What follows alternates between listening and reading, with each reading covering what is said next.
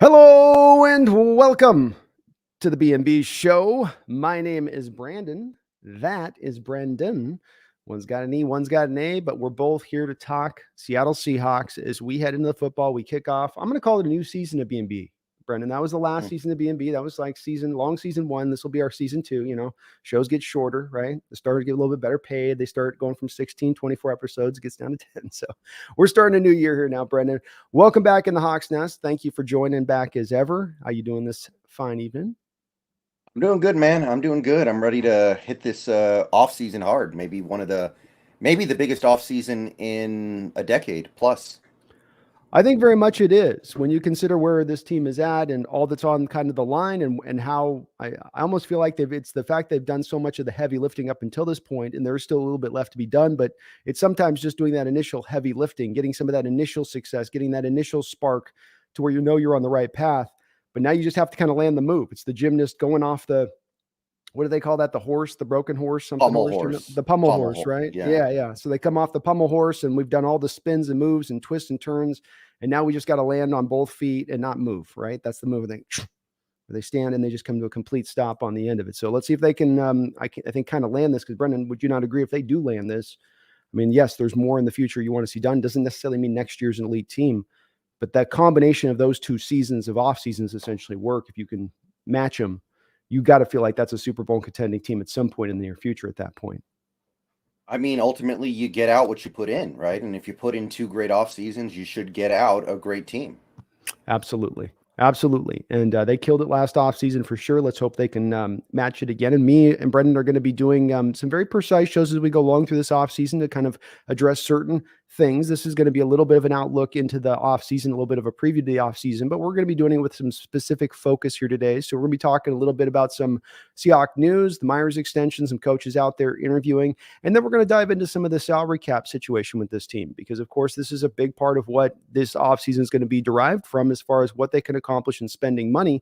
I think something me and Brendan are going to touch on today that's going to be maybe a little unique on this is that we're not just looking at what the salary cap space is, but also what it could be, because there's a lot of potential here for this to free up. But Brendan, let's kick this off the top. I haven't had a chance to get your opinion on this one yet.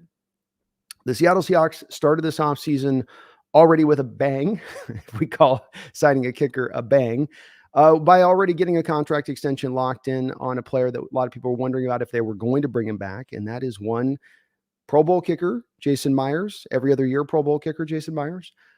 What did you think about this signing? Where do you sort of sit on this one? It's not really the kind of move that I'm a big fan of. Typically, I think paying a kicker a bunch of money like that. By the way, can you hear me all right? Is the I volume can. okay? Yeah, it's Okay, not good. you. I was making sure I wasn't getting crinkling on your end from me.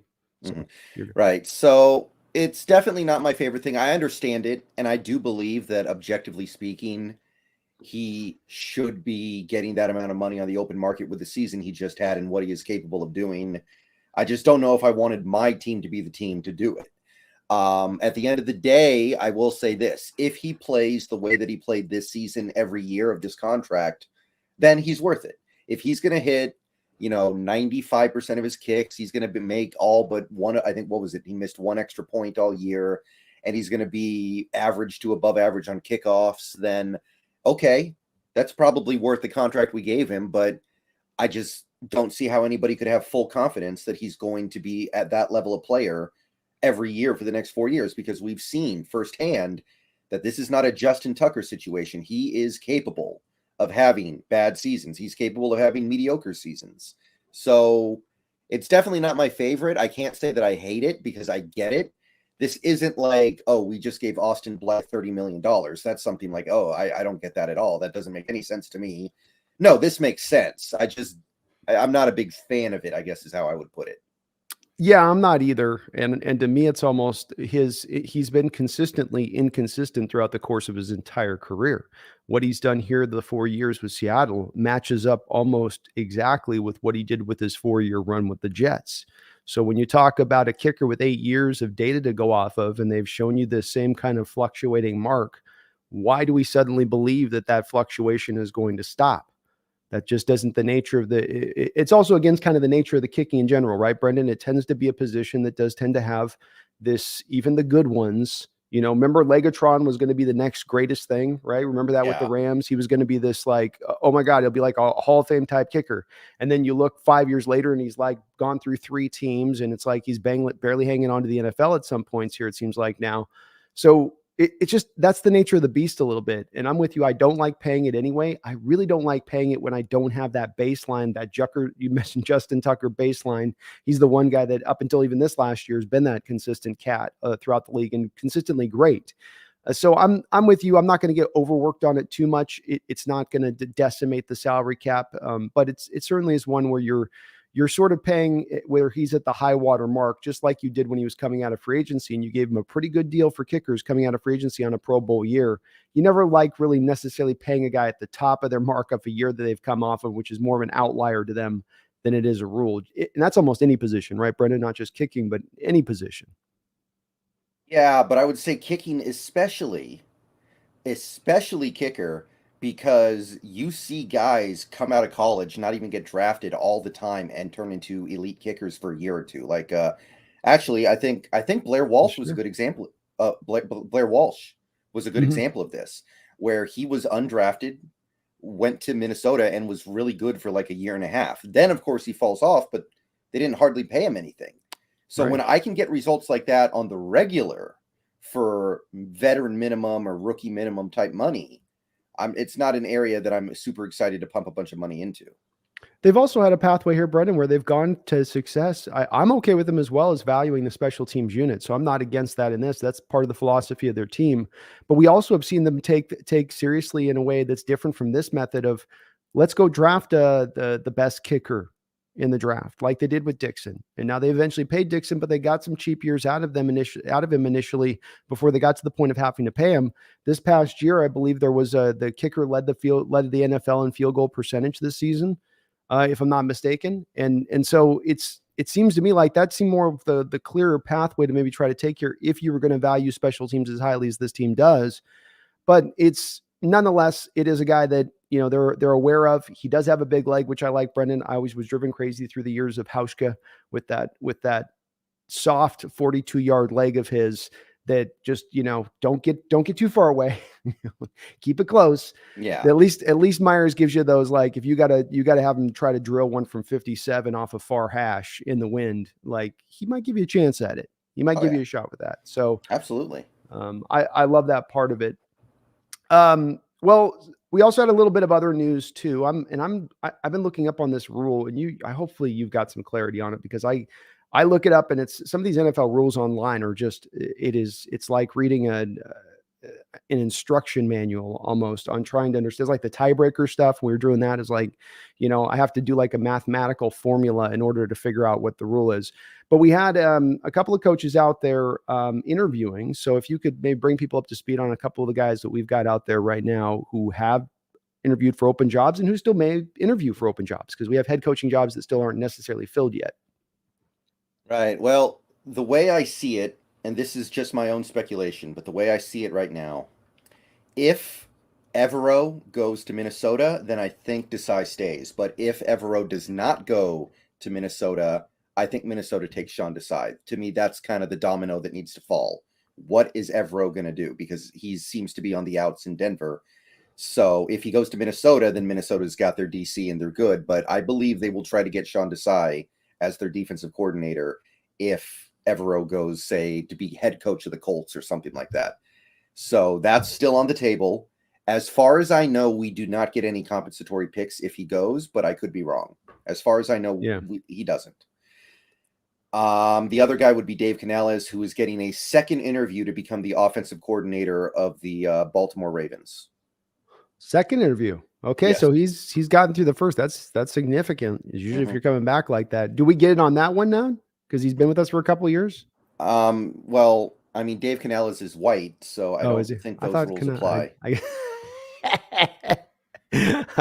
We got to comb through his 23andMe. We got to get him to do a 23andMe. I guess so. I thought Canales. I was like, but I guess that I have not actually his face doesn't even sit in my mind. So I was making a wild guess on that one. So we've got a couple guys out there interviewing. Desai will be the interesting one. I think it's understandable that he'd go to a defensive coordinator job. People have been asking me, Brendan, why would he leave a job here where he's an assistant head coach? And because defensive coordinator is actually a stepping stone towards head coaching, whereas assistant head coach is not really a stepping stone towards eventually becoming a head coach, which is certainly his long-term view of this.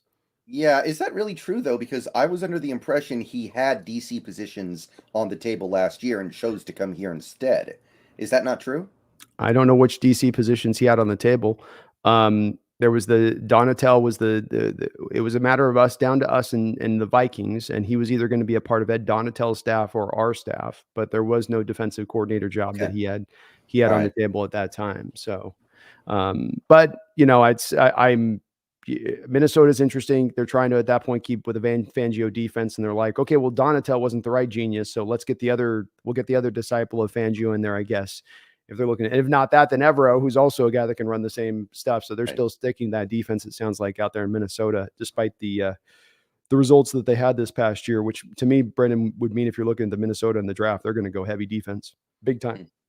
Big time. Yeah. I mean, watching that Minnesota playoff game brought back some bad memories. A lot of linebackers trying to cover receivers down the field. Yeah, and again, it's the common thing that's been said out there a little bit with this, Brendan, and I'm not quite with it. I went and watched the video on the Fangio scheme's been solved thing or whatever we want to call the title of that. Get your opinion on this as well, but I see what we did with the defense here and how we instituted it. I see how the Vikings did the same sort of the problematic integrations that we tried to do up in Minnesota to its failure. Still seeing the defense work with other defensive coordinators who have the right personnel and know how to run it at the same time. I'm not so sure I'm at the point here with this, that it's the Fangio schemes had the death of it. I look at it more like teams get so hot to trot to institute this thing and bring it to bear that they don't kind of go A, B, C, D. They go A, and then they skip to C, and then they skip to G. And it's like, well, there's these other parts you need here as well.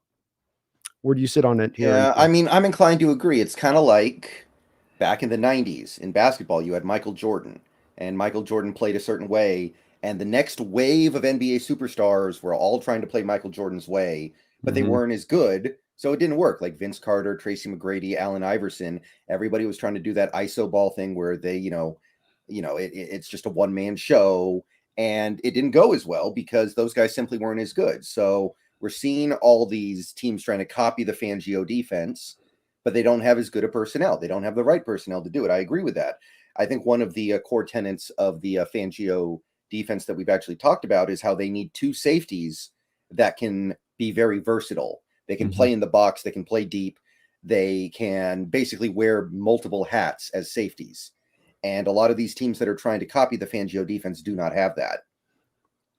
They don't. I also am a little worried on this, Brendan. This is a slight worry going into this offseason, which is completely outside of our control organizationally wise, which is you have all these teams instituting this Fangio defense who realize there's sort of more of a personnel deficiencies. I mean, you could go San Diego, you could go Minnesota. Absolutely. We could be applying it here in Seattle. I'm sure there's probably 4 other teams I could come up with if I thought about it on the Fangio scale of this.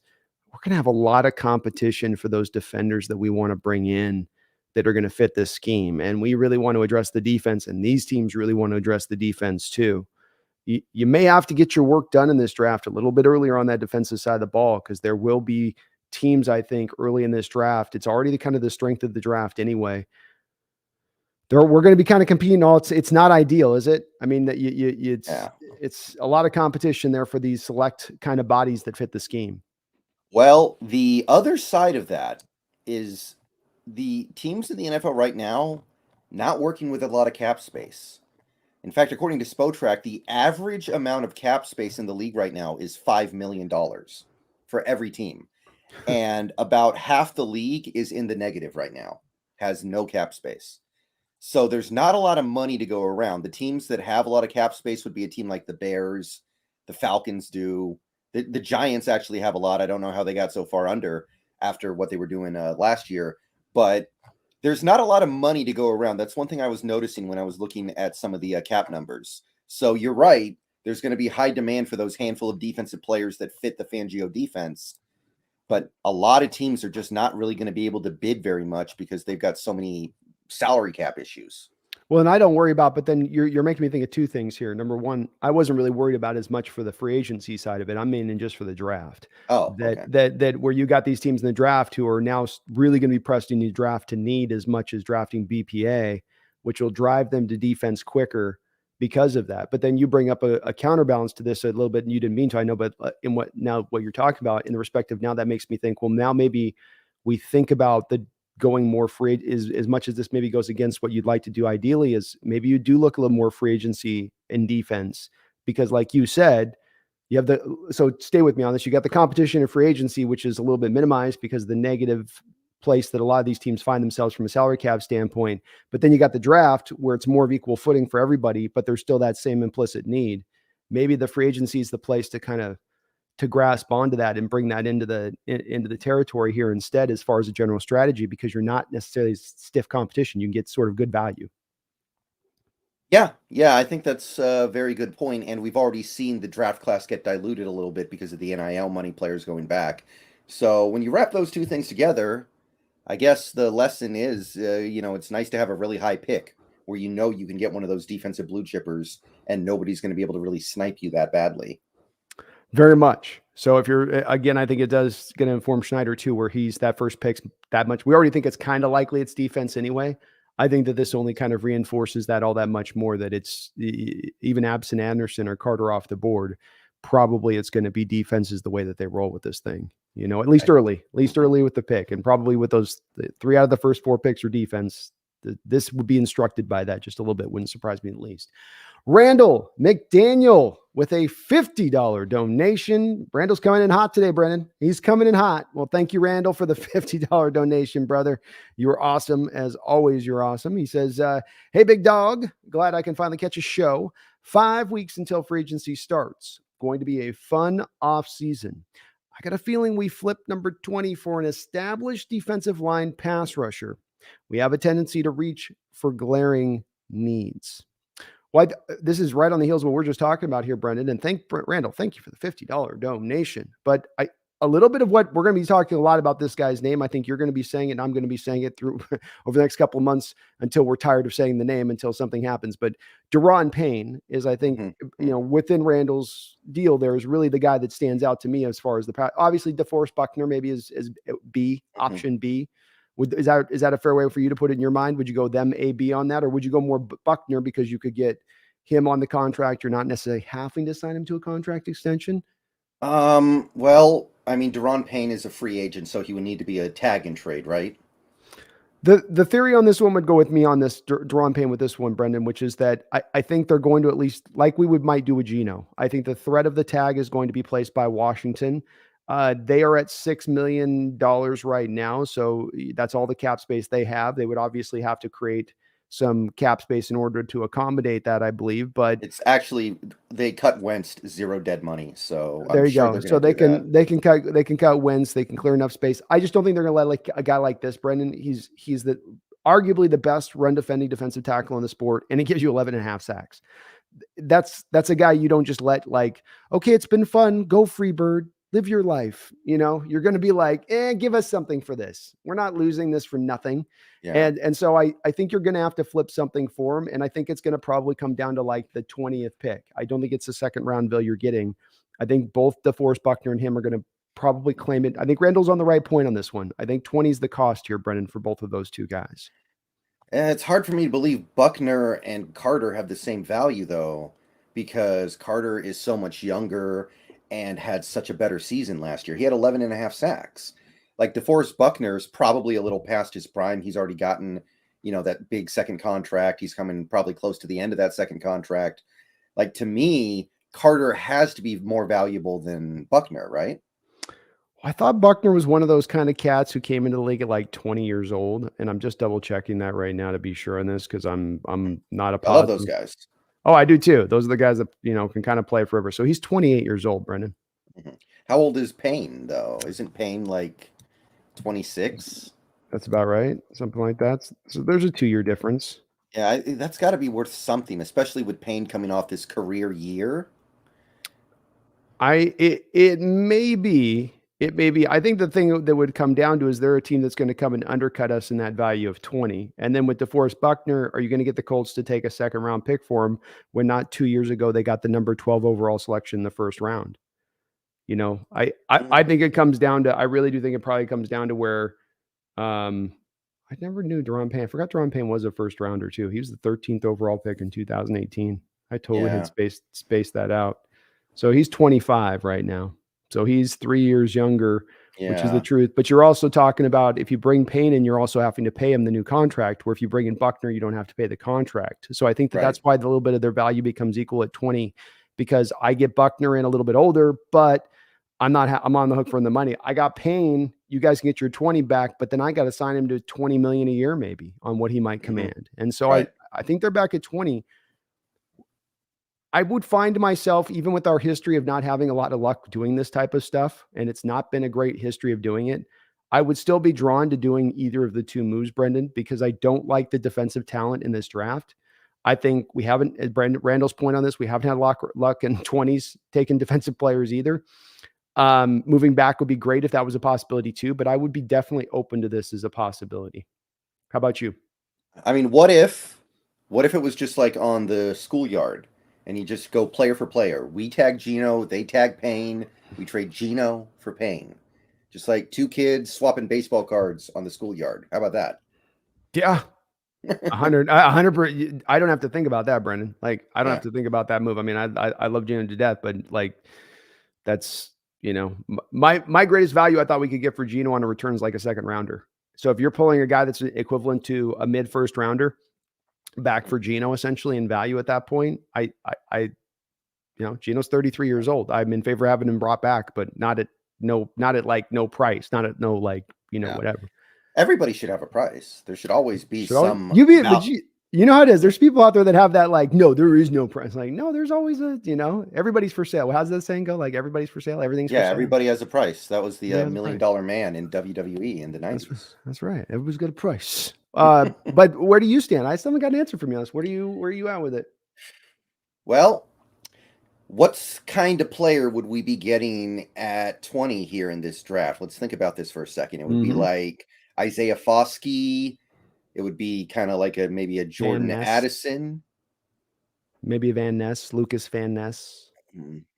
Who's that? He's right. He's a late riser. He's getting one of those. He's one of those. Yeah. I didn't love the initial look at tape on him. I got to watch him further, Brendon, but he's like, you know, he's the high motor guy, you know, he's the high motor. Like, that's how he wins. And he's like, he's real, like, strong and really, like, active, but there's not a lot there as far as suddenness or hip flip or, you know, bend.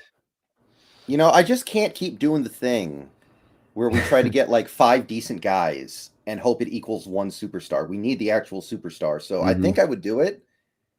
But I guess I'm doing it. I just don't think I'm not getting in it. Even if I get it. So we have the argument of, if you don't flip to 20, it's because you're taking the guy at 20, you're getting him on the cheap rookie deal theoretically.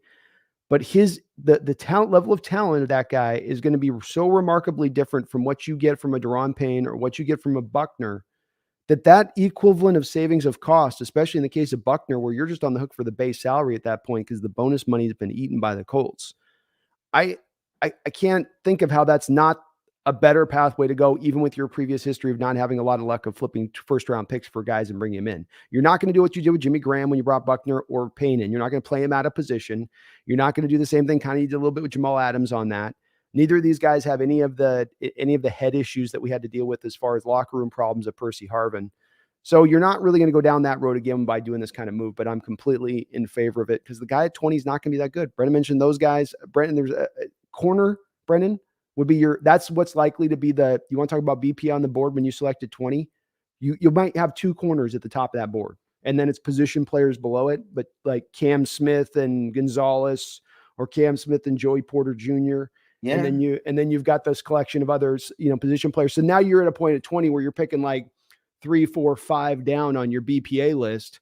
You know, again, I come back to that again. That flips me back over to 20 every time on it. Just going, I'm going to take Payne, or if I can get Buckner, I'll go make those kind of moves. Especially because neither of those teams want to make those moves because they don't like the players. Colts are making it. Why? They need cap space.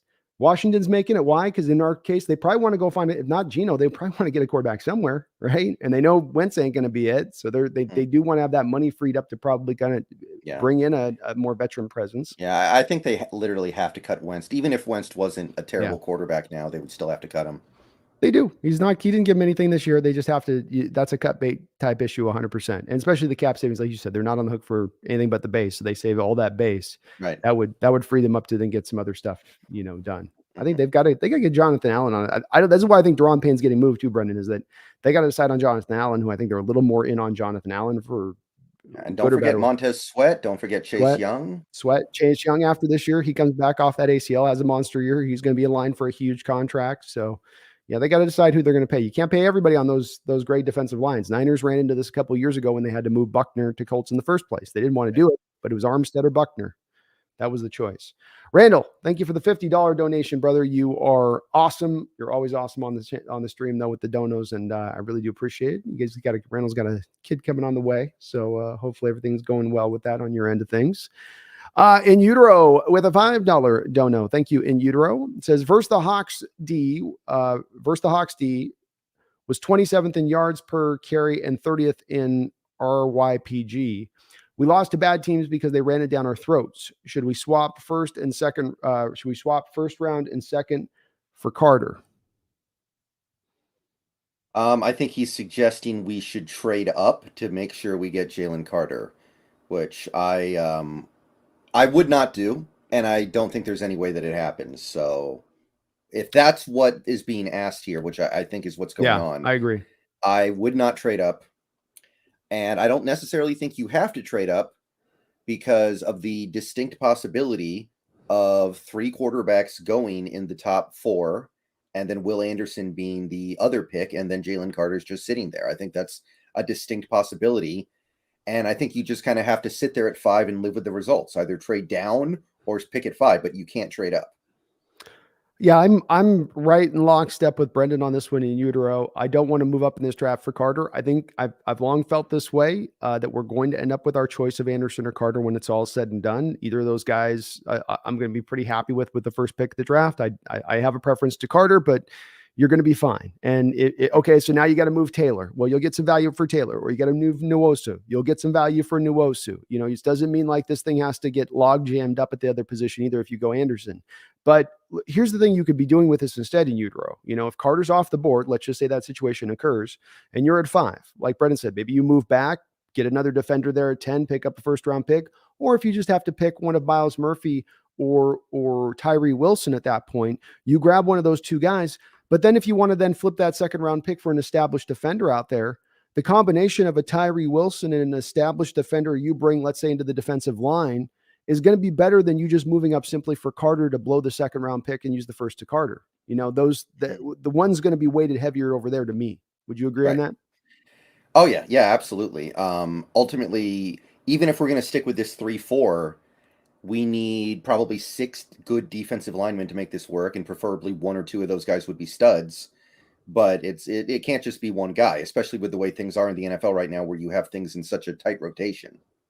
I maintained it for a while. You had that stat you brought up. What was it about the LOB through the 2 years there with nobody played more than 40 snaps, I think you said, during those years? I think it was like nobody played more than 32 or 33 snaps a game. So yeah, no, in the LLB era, nobody played more than 33 snaps. We're looking at that in tandem. Let's remember that stat. The other stat that Brendan just brought up. You look at the defensive lines throughout football, and right now the Eagles cooking along with that defensive line rotating out. The Niners, yeah, it's Bosa driven, a little Armstead, but then they went and they took with their first pick another defensive line this offseason. They keep stacking it up. Javon Kinlaw, it's what you need is the rotation. You need the talent, but you also need the rotation in there as well. So it can't just come down to one guy. And certainly our line right now, Brendan, where we need easily 3-4 bodies down there as far as help goes this offseason. So we'll have to just hold on in Utero. We'll have to hold on, white knuckle it down through those first couple of picks. But Brendan's on point with this as well, man. I maintain this as well.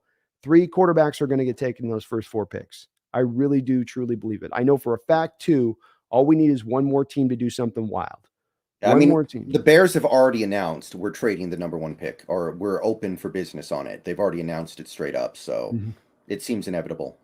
Yeah. And I just, it's all the factors are there, Brendan, to cause it to occur. You know, it's people bring up the whole, well, nobody's moved the first round pick in all these years. Well, how often are teams usually picking up the first round pick who have their quarterback and they're sitting on him and they feel good about it? Doesn't happen often, right? So if there's a quarterback that's worthy of being a number one pick and there's a team that has the quarterback need, that's going to happen every single time. So you're not going to get a lot of trades out of one because of that. Because as we see, what's the position most picked more than any over the last 10 years with that first overall pick? Quarterback. So now you have a year where it's the odd year where you have a team that, and we still know Chicago could do something shocking, Brendon, and flip field somewhere and just take their quarterback at that point. That's also a part on the table here. Yeah. Also, I think that's a little disingenuous because it wasn't that long ago the Rams traded up to number one for Goff. That was what, 6-7 years ago? Yeah. Well, I've Not had that long ago. No, I mean, it has, you're right. It has happened. It's just people will say, well, in 20 years, it's only happened this one time. And it's like, it's one of those stats that'll be broadened up, Brendon. That's like, yes, it's a general stat that's true, but it's like when you look at the perspective of it and really pull into why it happens, it's not happening because of the fact that teams aren't willing, because what they're saying at that question, Brendon, is the cost is too big to move up to number one. Nobody wants to, it's too much. Nobody wants to pay that price to go up like that. I offer that that's not really it. It's just a matter of, it has to be these factors this year like this, where it's a team, there's a quarterback there, not a running back, Brendon, not a receiver, has to be a quarterback who's everybody's like, this guy's awesome. Team doesn't necessarily need a quarterback. That creates and there's enough teams to compete with each other to move up. We're right around that 7, 8, 9, 10 territory. So team A, being the Bears, is willing to go back and they're not losing a lot of traction to go back.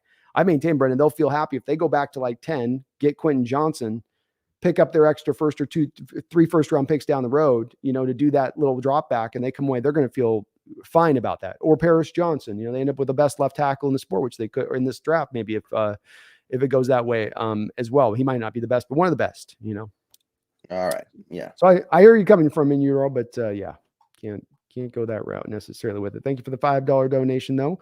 I do appreciate it. Well, let's get into a little bit of the cap angle of this, Brendon. I'm excited to do this. I always love geeking out on this cap stuff, man. And, we initially went into this offseason. I was a little worried here looking at the cap situation, especially after that Myers contract, going, because you're looking, well, they're going to probably sign Geno here to a contract extension as well. And you're going, boy, that's going to just about erase a lot of the cap space at that point, especially with the amount of money you have to spend with the 10 draft picks you have, which accounts for, what'd you say, was 16 million, I believe? Well, in practice, it's going to be, let me see, I actually have this written down here somewhere. In practice, it's going to end up being about 9 million because your draft picks all take the place of a player who's on the roster who has a fully non-guaranteed contract. But when you talk about just the rookie pool, it is actually 16.5 million for the Seahawks this year. But the practical number is closer to 9 million. Okay. Still a substantial amount with what you're having to pay. I mean, that's a pretty good cost because you think about rookie contracts, you think about everything being cheap. It's a bit of a hit there. It's a little bit of a hit. But I think what stood out to me as I was kind of prepping for the show, Brendon, diving a little bit deeper into these numbers and have you unpack this a little bit, is the flexibility. That's the word that comes to mind when I look at the Seahawks salary cap situation, is not only this year, but moving into next year, which I think impacts this year because you're always looking a little bit forward. Seahawks have a lot of flexibility. They can move things around, can't they? Yeah, they do have a good amount of flexibility. I think most teams do. I think you will see a lot of teams exercise their flexibility this offseason.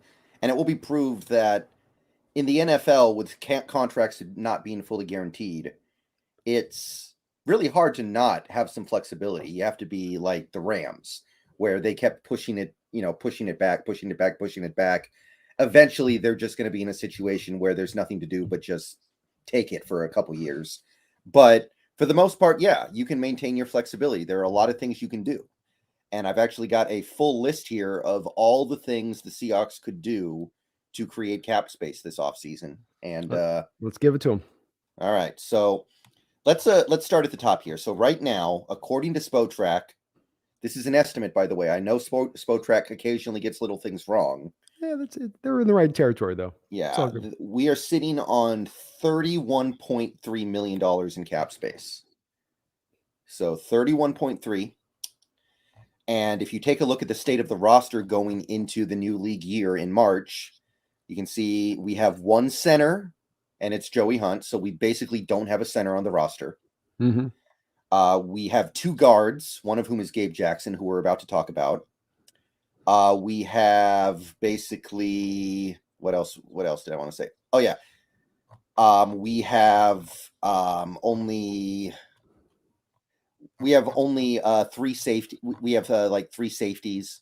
We have 6 offensive tackles in total when you add it all together. So honestly, the roster is not in a terrible shape just in terms of the people they have on it. And the reason why I'm saying that is because there were a lot of people who were looking at the roster going into next year and saying, oh, we only have 30 players, so that money's going to disappear so quickly. No, that's not the case right now. We actually have 48 players, and the only positions that lack bodies right now really would probably be center and guard. Mm-hmm. So in that area, we're actually okay. Yeah, we're fine. And people aren't accounting for, again, that 10 picks. Maybe not all of them make the roster, but having 10 picks as they do, most of those guys are going to make the roster. So you got to add that in on a stack to the edge of this as well. And it's not an issue, I think, for us, as having the this is what you get with cap space. When you tend to have cap space, when you have the 7th amount of most cap space in the NFL, you're going to have a lot of contracts clearing off the books and not as many players on the roster. So first up, let's talk about cuts. Let's talk about roster cuts. So I'm going to name a player. Okay. I'm going to talk about their cap hit for 2023. Mm-hmm. And then I'm going to talk about the potential savings if you release that player. All right. And you tell me, would you do it? Yes or no? All right. Okay. First up, Quandre Diggs, 18.1 million cap hit. If you release him, the dead cap hit goes to 8.2. If you release him with a post June 1st designation, 4.1. So basically, you release him now, you save 10 million. You release him post June 1st, you save 14 million. Yes or no? I'm a no on this one. I think that, he's a very galvanizing figure, I guess that's not the right word I want to use here. He's, controversial figure a little bit right now out there at free safety from some folks' standpoint, because of the tackling stuff and dropped interceptions. And okay, was he on it as much this year? At the end of the day, I think he was kind of a warrior coming back this year off the foot injury. I think he has played really steady for us throughout these years. He's been very close to what Earl Thomas gave us from the position, as far as, he's not going to cover as much space as Earl does, but Earl had issues with tackling too. He's not the hitter necessarily Earl was in the secondary that he could be at times. But he's good enough down the line. And I think we get to one of the other guys in this list that we'll talk about in a second. I'll be more likely to do this. So this is a little bit of also in tandem with what's going to be a future call here in a second that you're going to point to. So I keep him on. How about you?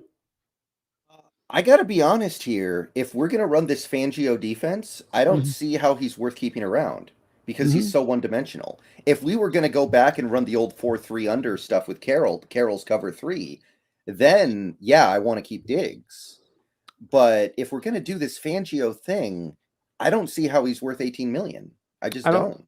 I don't think you're ever going to run the pure Fangio scheme with Coach Carroll. And I think that there's very little evidence to show that he's going to be willing to do that.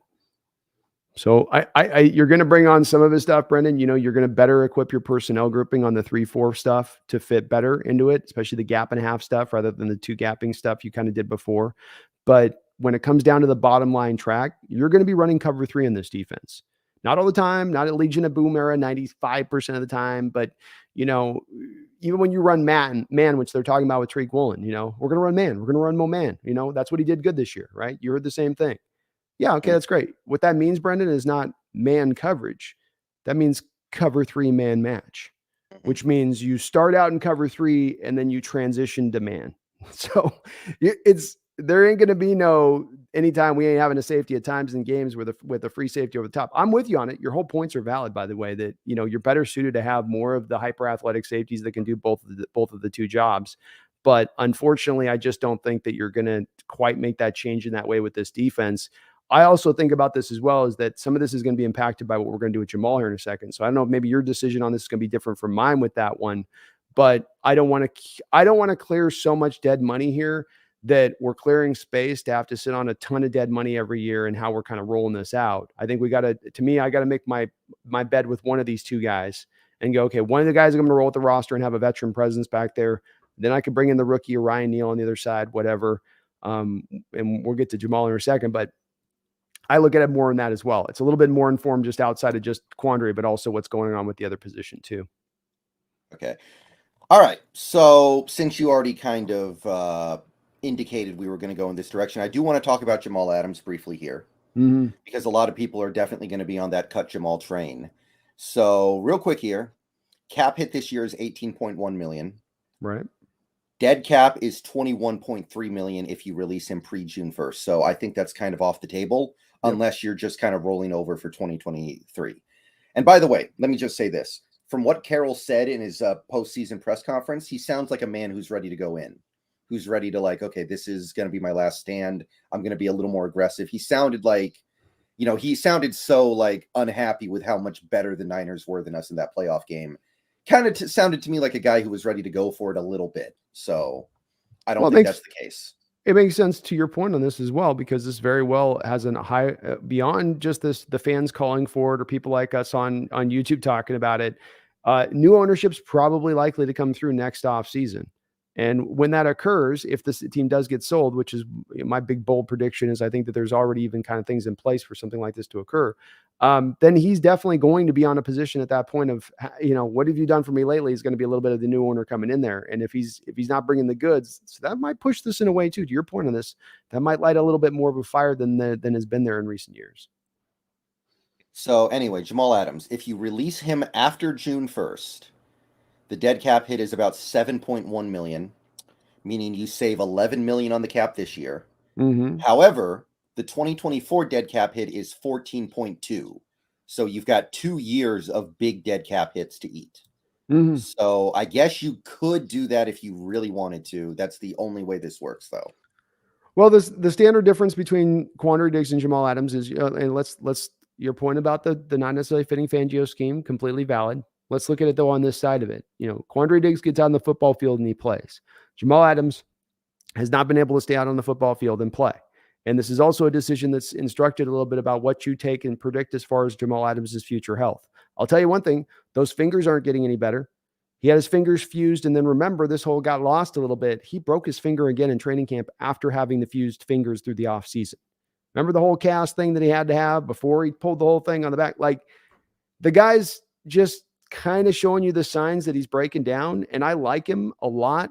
He's a fun player to me. I wish he could go fully 100% full steam, but I feel like there's a little bit of this still looking back to the picks we gave up first, really looking at the player we got right now and where he's at and where he's going to be. Is he going to come back from this injury what he was before the injury? Is he going to be willing to throw that body around with the same reckless abandonment that he threw around back when he was with the New York Jets? I'm a little reticent to believe that that's going to be the case. So some of this does come to me, Brendon, on being a bit of a sunk cost situation. I can get something out of Quandary Diggs. I mean, that guy just got by the players voted through the league, right? We had a list come out today, I think it was. Wasn't he like fourth by the players' vote throughout the NFL as far as what they viewed as the best free safeties in the NFL? So I got, by the players' account, I got the fourth best free safety in the NFL who's out there playing, getting picks, having some kind of impact. And I got this other guy that's just broken down who's not showing any signs of getting any healthier anytime soon. I think you've got to, and then this is the other thing. Last point on this, Brendon. We also have Ryan Neal on the roster. So like, rather than, if I quit Quandary Diggs, I got to go find a free safety somewhere. I don't have it on my roster right now. We can stop and talk with like Blunt doing that. Blunt ain't doing no free safety stuff. So that's not going to happen. You got to go now find 2 free safeties this offseason. Whereas with Jamal, I got Ryan Neal here, and I got Blunt as a strong safety backup who can potentially come in and take steps forward next year. The team was very high on him as far as a backup who can come in and spot start. Yeah. So I'm just not there yet. It's so much dead money. And I don't think, if you look at the other things we can do, I just don't think we need the 11 million so badly that I'm willing to take on the 14.2 dead next year. So I'm personally not on this wagon, but there are definitely going to be people who are. I'm not there yet, but it sounds like you've kind of gotten to the point where you're ready to move on. I'm not dead set if they keep him. I'm okay with the team saying, like you said, if they want to go for it, like you said, then you would keep Jamal, you'd keep Quandary Diggs. We'll be cutting some of these other guys to clear space, but you'd keep those guys if you were in the mentality, like you said, Carroll's in. So if you're right about that, Carroll's not going to want to lead. He's not going to want to thin out his safety position at that point or risk it. But yes, I think that I've seen the guy had multiple shoulder problems. I've seen him have a groin problem, a ligament tear problem, fingers getting busted up problem. I think there still is another thing I'm forgetting beyond that he's had. This is just in his years here. That ain't his whole career. That's just here for 3 years. So I don't know how that guy suddenly comes back next year and he's so much more remarkably healthier than he's been here. Seems like it's going in a direction. And again, I'm a believer, like if he's going to go reclaim his career somewhere else at that point, then great, good. But I can't think we can count on. We built our whole defense this offseason, Brendon, on him. We built the whole blitz pack, having this guy come in, and we keep doing this, like, let's reinvest in this guy and making him this focal center point thing. And you keep getting kind of bit by that. Yeah, I would like to go, I think, a little bit of a different direction. Yeah, I just kind of want to hold on one more year, and then next year the dead money goes way down. You could just do a straight up cut, or you could do post June 1st and just have like 7.1 and then 7.1 the next year. That just feels so much. I think that's still where I lean. I can understand it. It's a lot of dead money to your point. It is. I don't do it easily. It's not something I like doing. It's definitely like one of those ones that's going to sting if you did it. And I was thought about the Quandary one, bro. I did. I thought a lot about maybe the Quandary one's the right one to go, because certainly there was times last year where he looked at, but I just come back to Quandary needing about a half season to trust that foot.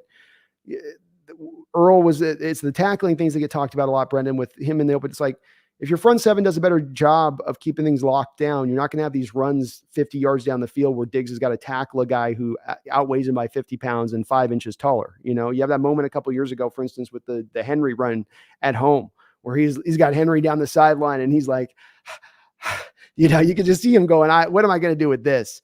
And it's like, that's what you really need, is the front seven guys being more active with that, not asking the safeties to have to come up and do as much of that heavy lifting with that. Though this is, to your point on that, part of the Fangio scheme is having the safeties come up, fill a gap, fill a hole, fill a lane.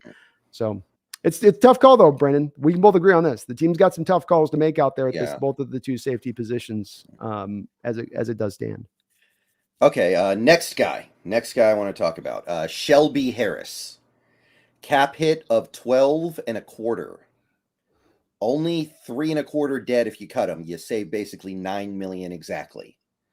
If you release him, are you doing it? Yes or no?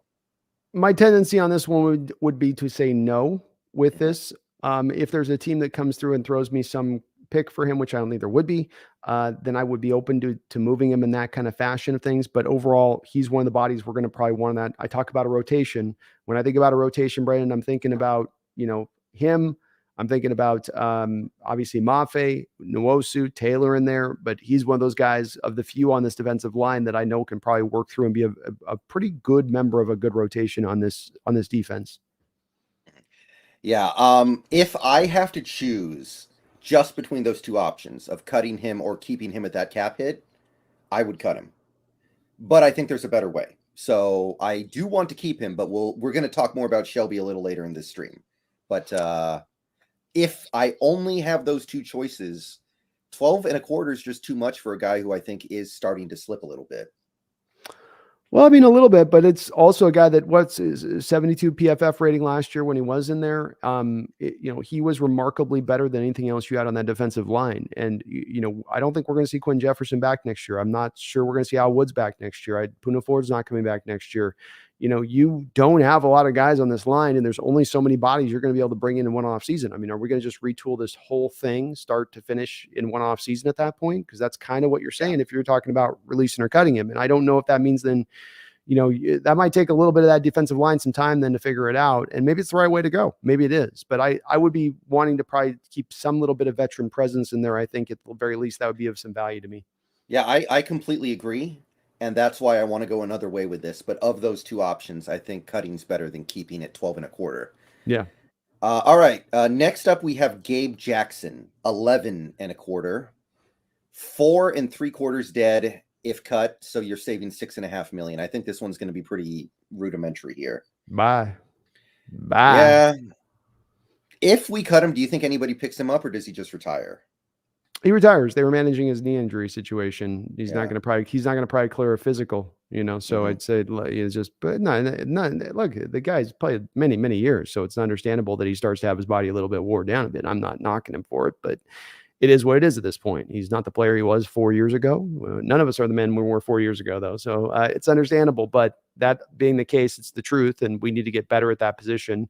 Too many games this year where, he just, even on when they were trying to massage his snaps, remember they were trying to do that whole like rotation. Even then, they just still could not really do much and bring much of an impact anymore. And he especially lost the mobility game. He used to have that a lot more as a younger guy.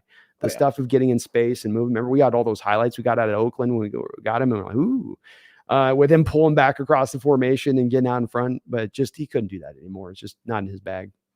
Right. So I think we're both pretty aligned on that one. Yeah, 100%. All right. Next one, Will Dissly, 9.25. If you cut him now, you save $3 million. If you release him post June 1st, you save 6.2 approximately. So the dead cap hit would be 6.2 now, or 3 million and then 3 million the next year. What are you doing? I keep Will Dissly on the roster. This is the Quandre Diggs Jamal thing a little bit, because we're going to get to a different player that impacts my decision on this. So, you know what I mean? Like, it's like one thing's moved to another a bit on that one. If the savings were more significant, this would maybe be a little bit of a harder call. Yes, if you do 3 million to 3 million, that's a pretty small amount of money and you get some decent savings from it. He's been pretty good since the early injury situation that he sustained through his first 2 years with the lower leg injuries. He's done a good job of basically being out there and available. He's a very complete tight end. He's not got a lot of sizzle or spark to him, but he gets the job done. He helps you significantly in the run game and as a pass protector too. When you need that sixth, a lot like you could do with Zach Miller back in the day, this guy can operate like a sixth tackle. And I understand that it still is a little bit of money, but I'm going to roll with him for another year at this point. Again, though, Brendan, this is informed to me by something else I'm going to do at the tight end room that will lower down the cost of that tight end room. Yeah, I think I agree. Although there might be something else I want to do with Dissly that we'll get to later in this video. So, okay. Hold on real quick. We got a dono here. So let me get the dono. Mom and Pops, SRT with a $2 donation. Thank you, Mom and Pops. Says, good evening, guys. Go Hawks. Hey, go Hawks, Mom and Pops. Appreciate the donation. Thank you very much. You're awesome. Hope you're doing well. That's an awesome car you got there. I like that car and the emoji there. That works. Randall with another $5 donation. Thank you, Randall. Appreciate you as well. $50 and a $5. Thank you, man.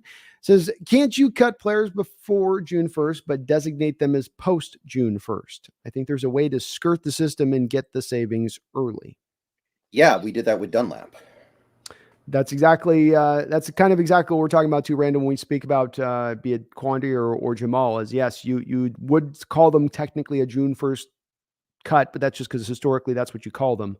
But the NFL did allow for them to now, you designate them. That's the key word. Designate them as a June 1st cut. They're released. They're a street free agent, but you do get the savings immediately at that point. Though, as Brendan's mentioning on this, the key point of that, Randall, is that, you don't get away from, you're not getting out of the cost, because then the cost comes back on the next year's cap. You do end up feeling that down the road when you do that way. So it still is on the books for all intents and purposes, but it does free you up if you have a go for it type year. And you want to, like Brendan was saying, if Carroll wants to go all in this year, I love that you said that, man. You're getting me kind of dreaming, hoping maybe Carroll's like, to hell with it. This year's the year. Now's our time. Right. But thank you, Randall. Appreciate you. What were you thinking?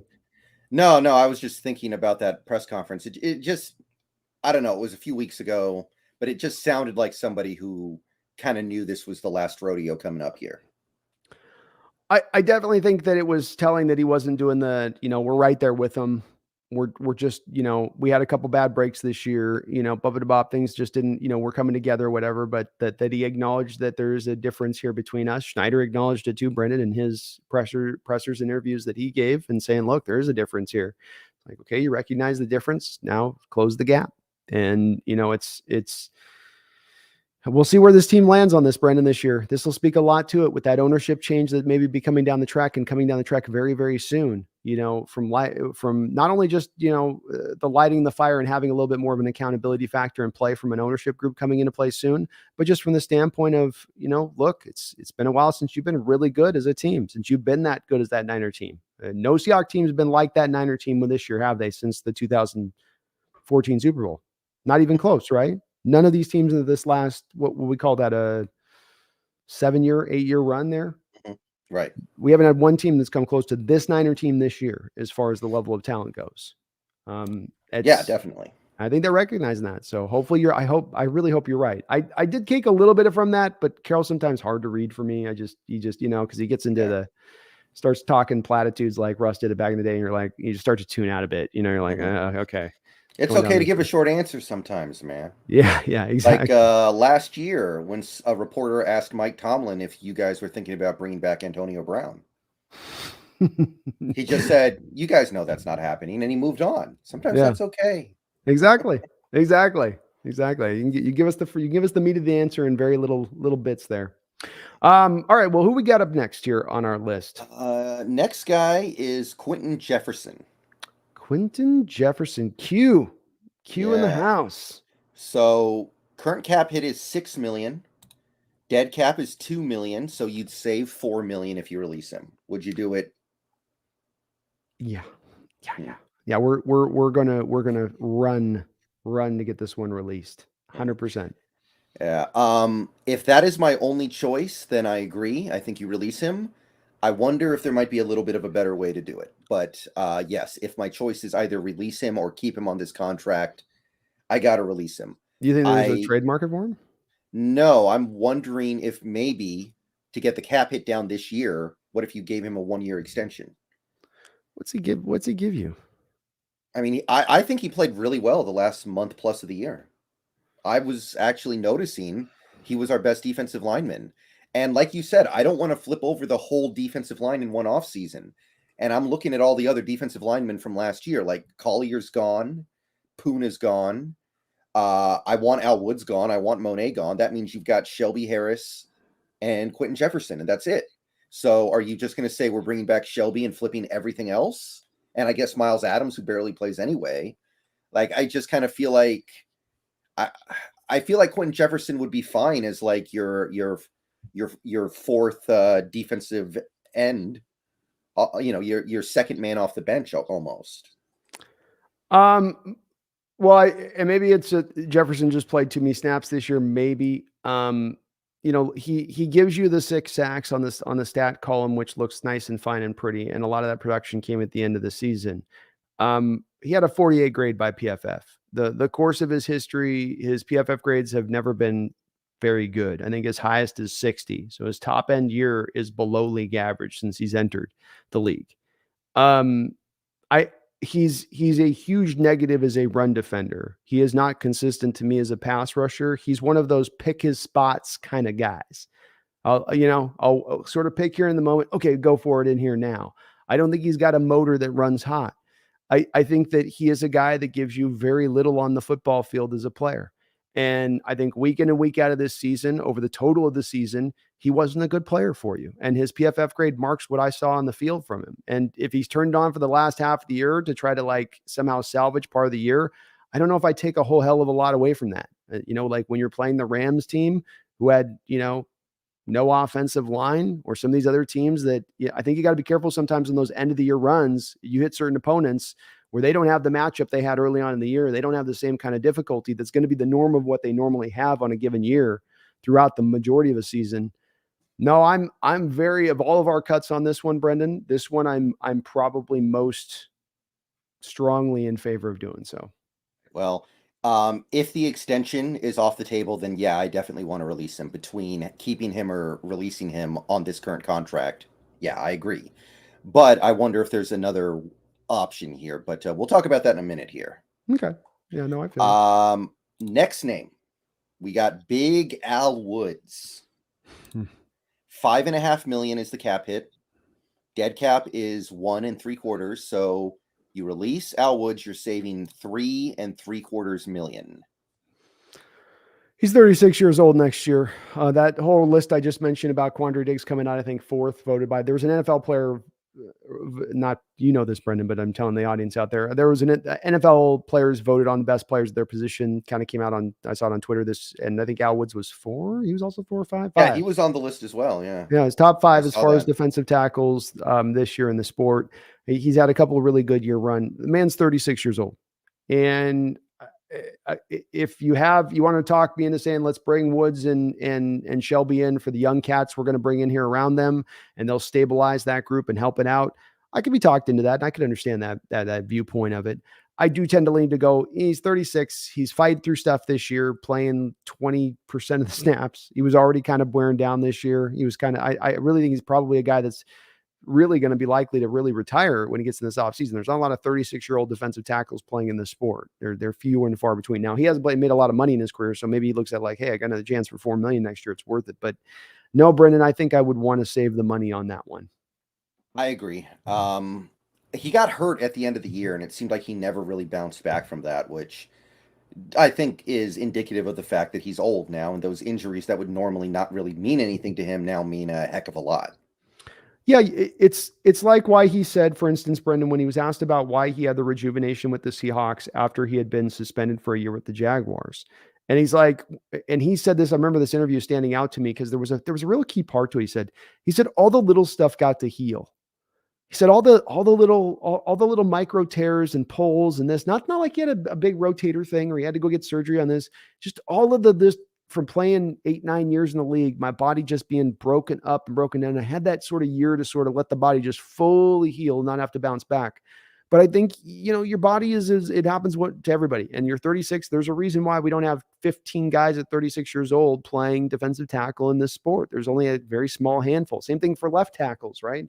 We had Dwayne Brown last year. It was like him and Jason Peters and Whitworth, the only left tackles over 35 years old still playing left tackle. I mean, you get to that age, you just can't sustain. You can't hold up.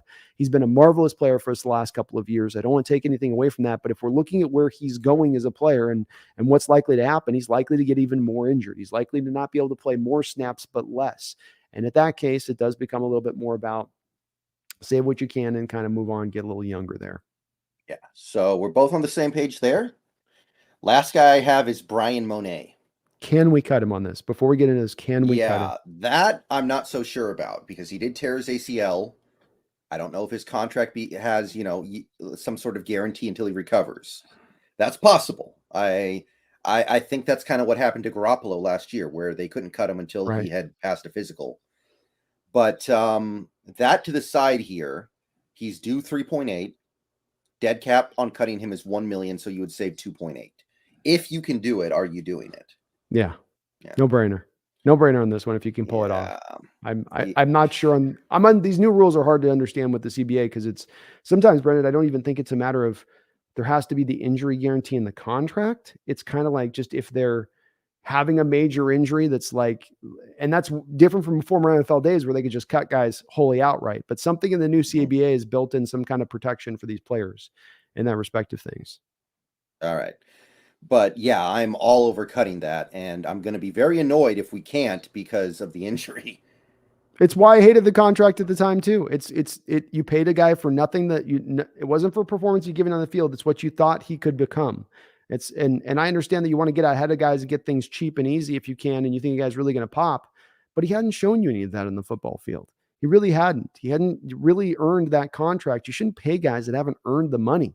It's not a smart way of going about business. And this team, the way they spend money sometimes, Brendan, it just boggles the mind to me, to say the least. And by the way, if you designated a post-June 1st cut, it's actually $500K and $500K. So it would free up another $500,000 this year. I would do that. Yeah. $500K next year is going to be like not even a drop in the bucket. Yeah, I would 100% do it that way. But that would be a no-brainer if you can do it. That one, Jefferson, and that one to me are I don't even have to think about it. Just yes. Let's move on. I think you were kind of intimating Noah Fant. Now we can't cut Noah Fant. If we cut Noah Fant, he still gets paid all his money anyway. That's right.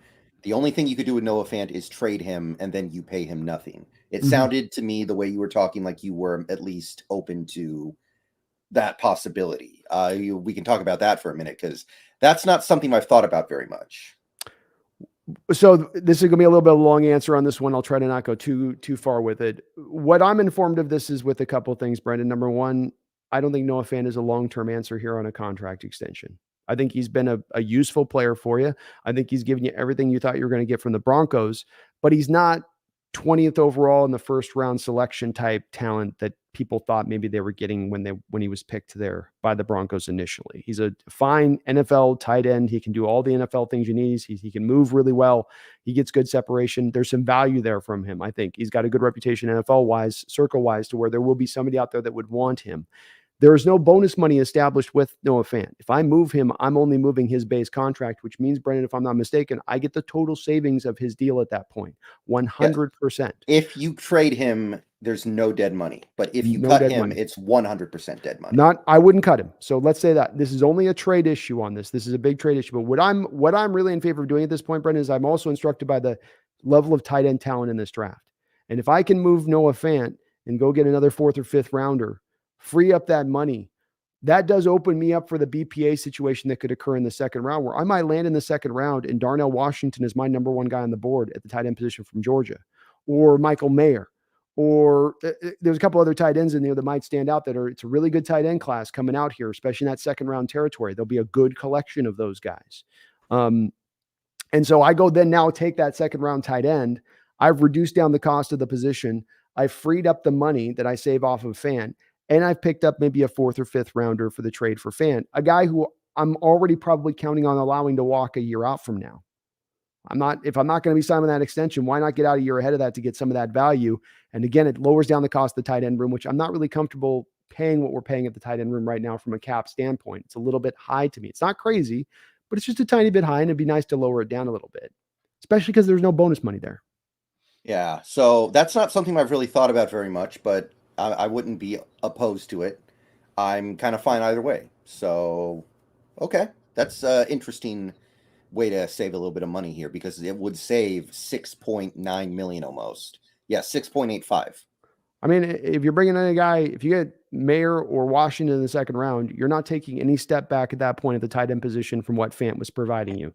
You're getting an equivalent level of play. Maybe they're a little bit, like in Washington's case, he's more of a blocker than Fant was, but Fant was more of a catcher. But the equivalency all nets out to the same way. But like you said, you save that $7 million. That $7 million could be one hell of a player that you add to the defensive line. That could be the difference of getting a Daron Payne contract done or not, potentially. I really like I like how you could counterbalance some of that as far as how you weight the cap that way. So I think that's about it in terms of cuts that would save money. There are some others, but they're very, very small. Like we could cut Dwayne Eskridge and save like $1 million. But would you do it? Yeah, I would. But that's not a saving money cut. That's a get the hell off my team cut. It's different. Yeah. What brings you that on Eskridge, by the way? Is it limitations of player, or is it lack of trust in his health, or both? I just kind of feel like he's taking up a roster spot that could be used on somebody who I feel like it's just a complete lost cause at this point. And at this point, I'd rather have the roster spot. Mm-hmm. I can't argue with it, man. And saving $1 million is, I mean, it's not significant, but it's, if you're trying to max out this cap and max out all the savings with it and get all that down the road, that would add to it. I did run really quickly on my end. So for what I was going to do on mine, 11 million for Jamal, 6-8 for Fant in my given scenario, which would have been, that would be at that point almost $18 million. Woods, 22 million. Jefferson, I had on there as well. So that would be 26.5 million that I would have additionally that would be added to the cap by my moves. If we went that route with it, Brendon. So you'd add that to the 31.3 at that point. Yeah. If they went that route. I didn't count Monet because I think we're screwed on that injury crap. I think that's going to stick us. Yeah. We're going to get stuck with that one. And also there are definitely a lot of guys here that are going to get cut and probably end up on the practice squad, like Connor Weddington, Onujiogu, Chris Steele, Greg Island. Those guys, every time we cut one of those guys, we save anywhere from 750,000 to $1 million. Yeah. So that's also something to keep in mind as we move forward here. But those were the big cuts. So I think we did a pretty good job moving through that. So I think we did too. You ready for the next stage here? Let's do. We got one question here on a dono, which I think we were eventually going to have to answer at some point here today. So Hang Woo Lee, thank you for the $2 donation. Hope you're doing well out there tonight, brother. He says, what if Sean Payton doesn't save the Broncos? Well, let's start off with the first quote. We're going to answer your question, Hong Woo, but let's first get Brendon's thoughts here on first Sean Payton to the Broncos to reclimate one Russell Wilson and bring this Denver Bronco team out of the abyss. Brendon? I mean, they're already neck deep in it, right? They were already neck deep in it. They may as well go a little bit deeper to try to salvage it. I can't hate on the team deciding, okay, you know what? As we already went all the way in. Let's go in a little bit more and try to actually fix this. I can't hate it. Like, I don't know. It's not what I would have done. I would have just hired Jim Caldwell and called it good because I think Jim Caldwell's a good coach and you get him for free and it'll be, that should be good enough. Mm-hmm. But I can't hate them saying, okay, we're going to try to hit the 600-foot home run here. So I don't like it, but I respect it, I respect it too. I think I'm also very high on Sean Payton as much as anybody out there as far as a head coach. I see a guy that came to the New Orleans Saints. That wasn't an organization that was flying high and killing it and knocking home runs out and going to Super Bowls and winning playoff games. They weren't doing that. They'd like one playoff win in like 30 years before he got there. He got in there and turned them around and made them a winner in what he did. I think he was as good a coach as they could have hoped to have gotten out there. He is, I've always said with Russell, he needs the postgraduate work head coach or offensive mind to come in that can give him that. It's a special kind of cat. Not all guys can do it. Obviously, Hackett couldn't do it. Sean Payton has the pedigree in order to force Russell to play more neck up in his game. And I think that he's going to do a better job of that than other coaches have done. If Russell takes to it or not, we'll see. I think my one worry with Russell on this is a little late in the show to bring on a guy like Payton to kind of get that. When you're starting kind of almost what Russell is almost from a 0 point, it's like he's got to do a lot of catching up there. I also think some of this, Brendon, is Payton going, look, this doesn't work this year. You guys bring me on, then we need to be willing to move in a different direction off Wilson. I don't want to be married to this guy for 3 years, right? Yeah, that's kind of the nice thing, right? Like if you had brought in Jim Caldwell or God forbid the disaster pick, I think D'Amico Ryans, I have no idea why they wanted that. Yeah. Then if Wilson had fallen flat on his face again, you would have had another offseason fight of the people who wanted to get Wilson out of there and the people were like, no, it's the coach, get a new coach, get a new coach. Right. And then you'd end up like Houston paying 4 coaches at the same time, which right. I think they still are.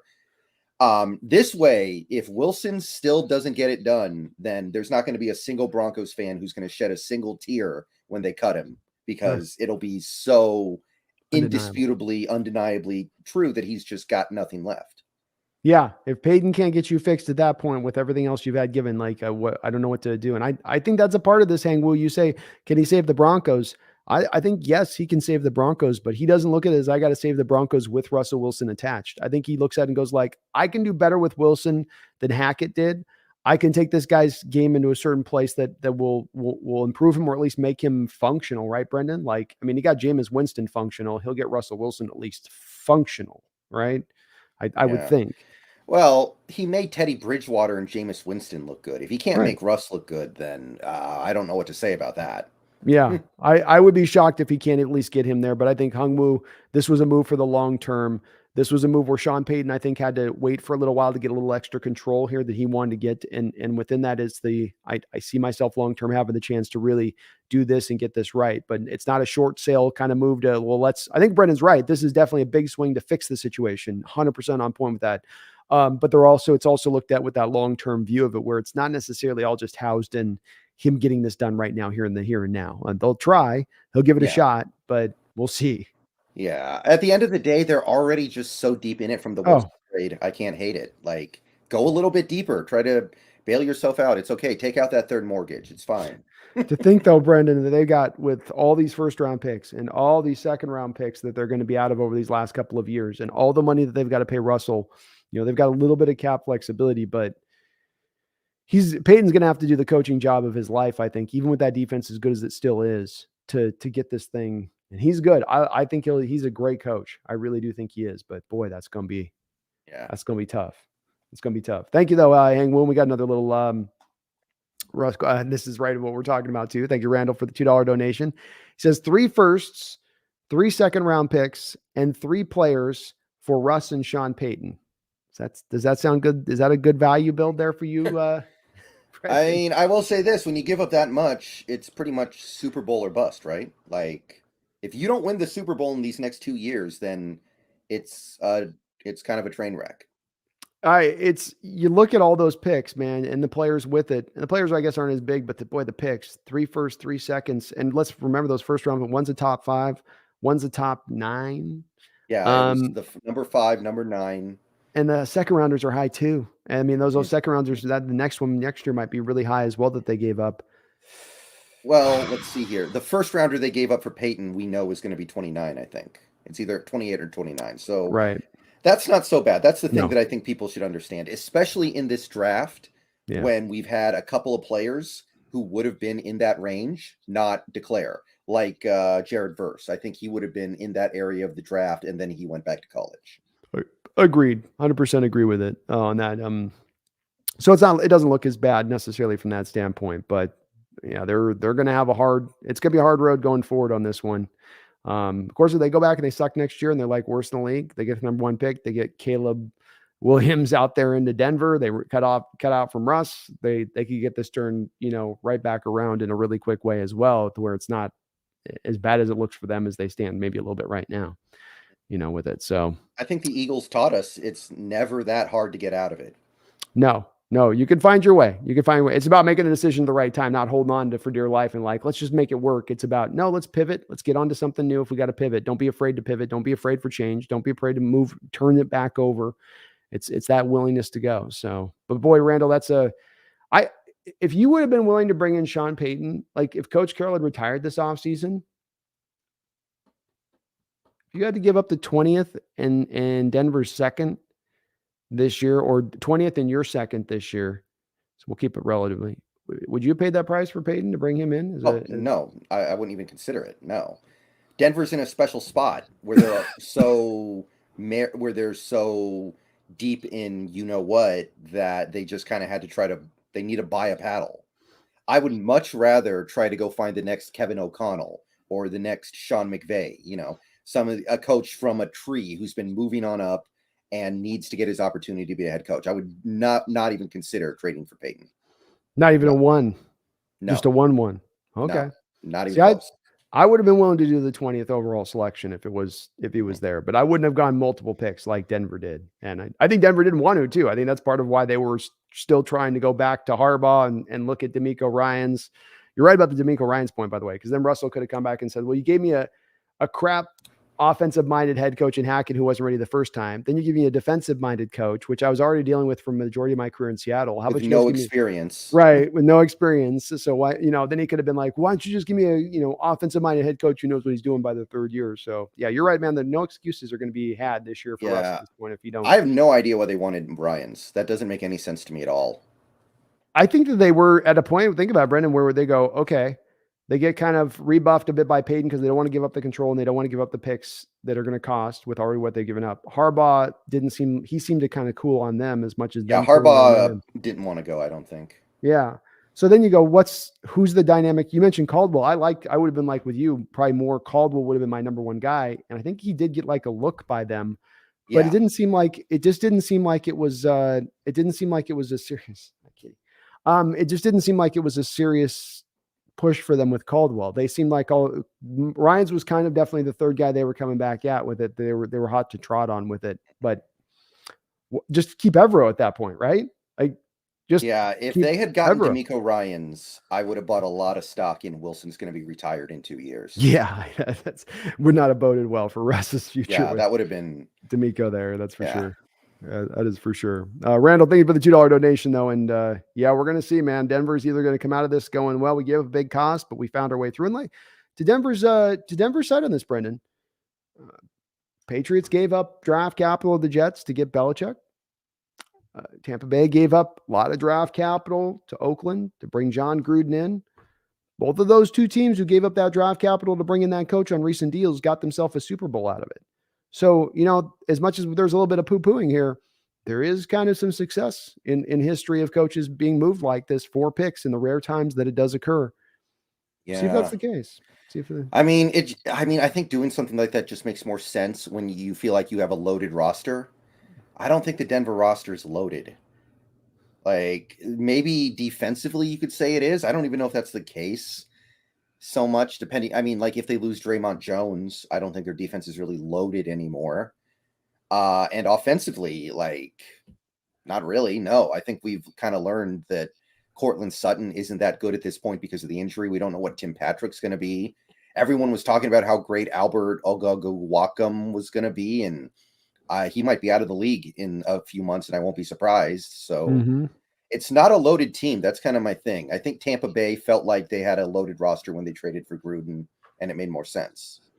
Yeah, they got 3 guys coming off ACLs from Javonte Williams, Garrett Bowles, and I think 4 guys actually. And Darby's coming off of it too. And you mentioned the other guy that was also a torn ACL. So they've got some guys that aren't necessarily going to be 100% coming back in. Tim Patrick as well. That's the third one. And so these are all 3 of those guys with the 3 very important parts to their offense, and not necessarily going to be 100% coming back next year and just ready to go. Not to mention that line needs a lot of help and talent. They might lose a Dalton Risner, might lose a couple other guys in that line that they've got to find now fixes for. They might not have the money to do so. They don't have the draft picks to do so. It's really not going to be the free agents to do so. It's gonna be an uphill battle next year for the Broncos to get them back to legitimate by that point. We'll see if 2 years from now, when things start to loosen up a little bit at Captain, but that's when now Russell's cost on his contract starts to really click in. So yeah, that's the thing. That's why I say this is Super Bowl or bust, because Wilson's cap hit this year is $22 million, which is totally manageable. Next year it's like 36, I think, and then the year after that it goes up to like 55. And I don't think they're going to want to restructure him because they want to maintain their flexibility with his contract. Yeah. Unless he just completely like silences all the haters and plays like Rodgers and starts playing at that level again. So you kind of almost have a 1-year window, maybe 2 years, but then the cap hits get massive. They do. And I maintain, I think that this year, if he's not, especially Peyton, if he doesn't improve by a bit, I think they will just take the hit and go at that point. Yeah. I think they'll just go, okay, I think they had I would bet that ownership group and them had a real serious conversation about cutting him this offseason. As much pain as that would have been to sustain, I think there were real talks in that Denver organization about doing that. I know it sounds crazy from some, but no, I think it got that bad there with the way that played out. Not necessarily, all Russell's fault necessarily, but just they were like, okay, we just got to clean this up, especially new ownership group going, let's just go a different way. So Super Bowl or bust. It's a good way to put it, man, Brandon. It's a very, very good way to put it. John Stillwell with a $20 donation. John, thank you for the big donation, man. I really appreciate it. I hope you're doing well. One of my patrons, man. Salute you, sir. You're awesome. Says, hi, guys. Great discussion. And having listened to shows covering other teams, we are fortunate as Seattle fans to have you too. Oh, man, that's very kind of you to put that way. I mean, it's I appreciate it. We try to do our homework here. We try to be on the ball with it. It's one of the reasons I wanted to, and Brendan, I'm sure too, wanted to kind of do these kind of shows. We want to kind of go in depth. We like going in depth with this, and we agree. So not as much people sometimes get the surface of it. We like to try to pull back as many of these layers as we can, because that's why we love football as much. It's got all these layers to look at. So very kind of you to say, man. I appreciate that. Yeah, thank you, John. And John is actually one of the people who will tip me when I'm offline. Usually I have the tips set up so they show up when I'm on stream, but John's actually somebody who will send in frequent tips when I'm offline. So thank you, John, for doing that as well. I do notice. Yeah, John's awesome. He's one of my patrons too, and he gets me some great articles too. He had that one article that he I think I sent it to you. I was looking at that one about the Hawks receivers and how much separation they were creating, during Russell Wilson's time here, and how much that was having the benefit of that. So John's on there as well as a smart football mind too on top of it. So thank you, John. You're awesome, man. Thank you for all the support for both channels. It is much appreciated. All right, got through the donos there, man. What was you're on the next spot there? All right, so next up we have restructuring. This is another way to create cap space. Basically, I'm actually planning on posting a YouTube short describing exactly how you calculate potential restructure savings. But basically what you do is you take a player's base salary, convert as much of it as possible to bonus. And I believe this year the minimum base is 1.08 million, if I recall. Okay. So there are 4 players that we could theoretically restructure to create more cap space without using void years. If you want to open up the void year rabbit can of worms, that's something completely different. We're not going to go there right now. Yeah, Snyder's also indicated he doesn't want to try to use that stuff as much in the future. Yeah, I think you might see us do it a little bit with Geno because that contract's going to be big if we decide to go that way. And I think you might see us do like $1 million here, $500,000 there, just to make ends meet on some, low-level contracts. But yeah, I wouldn't expect it to be used exorbitantly right now. Like, look at where the Bucks are right now. Have you seen their books? No, you're right. You mentioned it before about the flexibility that's out there for a lot of these teams. I think there's a little bit of that's changing though. Like you mentioned the Rams or the Bucks. Well, see if you agree with this. I think a little bit what's happened here is it's the guaranteed money thing has come into play, or the voidable years is also in tandem with this. It's kind of the both of the two of those. Guaranteed money used to be just the bonus money, but then you move it into guaranteed money and it goes on the back end of those contracts. It's coming through whether the guy's on the roster or not. He's getting that money when it clicks in. And now that starts to put you in less of that flexibility that you used to be able to have on just getting out from under players' deals. Yeah, apparently Tampa Bay has a $35 million void year hit for Brady this upcoming season. And 10 million the next year and 10 million the next year. Jesus, Tom. It was not worth it too, by the way. They literally went 8-10 and got humiliated. It was not worth it. Do you think they threw him extra money at last year when he was in that retirement mode of like, here, let's just throw you this extra. Well, here's a balloon payment at the end of this. We know you got that. What was it, like Amazon, where he's going to like Fox or something. He's about to get like 160 million on a Fox deal. So they're like, we'll throw you this extra at the end to offset it. Do you think they did that? Was that what it took to get him in at the end? Of the well, one theory that a lot of people have is that he came back to the NFL because he didn't want that Amazon money or Fox money or whatever to be part of the divorce. He didn't want to be on their payroll when he was divorcing Giselle. So that could have been part of it too. But maybe, I mean, to a certain extent, if you're a team like the Buccaneers, kind of a smaller market, not a team with a prestigious history, you're like, okay, we've got this opportunity to have the GOAT at quarterback for another year. Like, who cares about the future? Like, whatever, we'll suck for 3 years. We've sucked for 30 years before he got here, pretty much. Yeah. I don't mind it. I think, Brendon, it's going to be something that probably needs to instruct us when we're in those moments. So as I say, when you're in that elite team, you need to know that you need to go for it. And I mean, the Niners with that McCaffrey move, things didn't work out for him this year, but I think they look at that McCaffrey move as a highly successful one for them, and that they feel very good about having gone for it with that type of move, like the Rams felt good about going for it with the Stafford move that they made. Even giving up that top 6 pick that they give up this year to the Lions, I still feel like they look at that and go, yeah, but we got a Super Bowl out of it. So to us, it's all good, right? It's all gravy at that point from our standpoint of things. And I think that's Brendon, it's going to be a key point for us because we didn't do it as much when we were in the Russell Wilson window, which is, we're in this window. We got to do the go for moves. We got to go for a little bit more this year and go a little extra for this year, a little bit more on right now. I heard Jerry Jones talking a little bit about this now in an interview about his Cowboys. And boy, it made me think a little bit about our Hawks, the consistent winning thing that they talk about. And he's like, yeah, the Rams last year, they went for it. Yeah, they got themselves Super Bowl. And okay, so the Eagles are going for it now, and they're trying to go get in. They're in the Super Bowl now. We Cowboys got a little bit more of a longer view of things, And I'm like, well, as an owner in the NFL, success for you is being good enough to raise your ticket prices every year for your home games and still sell out. Sure. It's not to win a Super Bowl. I think that's the unfortunate reality that a lot of us have to accept. Yeah. I think that's valid. I think that's valid, but I think this is where maybe, Brendon, some of this comes into maybe the hopeful new owner that comes in for us is when you have one of those rare owners like a Paul Allen was, who isn't operating in that same kind of mentality and approach, which to me, it's funny for a guy like Jerry Jones, if that's what's driving him. Cowboys make as much profit as any NFL team. I mean, they've got their own little separate concession stuff and their separate merchandising stuff. I mean, like they've done things to kind of get around the whole collective, they all got to share profits there within the NFL. They've done some things to get themselves bumped up extra for them to come back to try to have to come back to that sort of, well, we got to make our money every year. Like, do you? I mean, you guys make money. You guys make easily hundreds and hundreds of millions of dollars every year, but I also think he was doing it as like, well, our approach in drafting and and it's like, you also got yourself into cap hell a little bit with some of your contracts, Jerry. That's why you're not going for it, Yeah. I mean, I think there's also motivation on some of these guys to try to win smart so they can feel like they did it instead of like the dollar signs did it.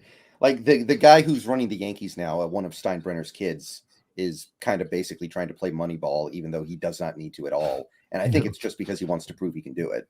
Yeah, which he won't. That's how the Yankees got their titles before in the 90s. Half of their guys were juiced to the nines, and the other half were being paid exceptional high dollar amounts, and they could buy their little championships. But I mean, look how close they came to letting Aaron Judge go.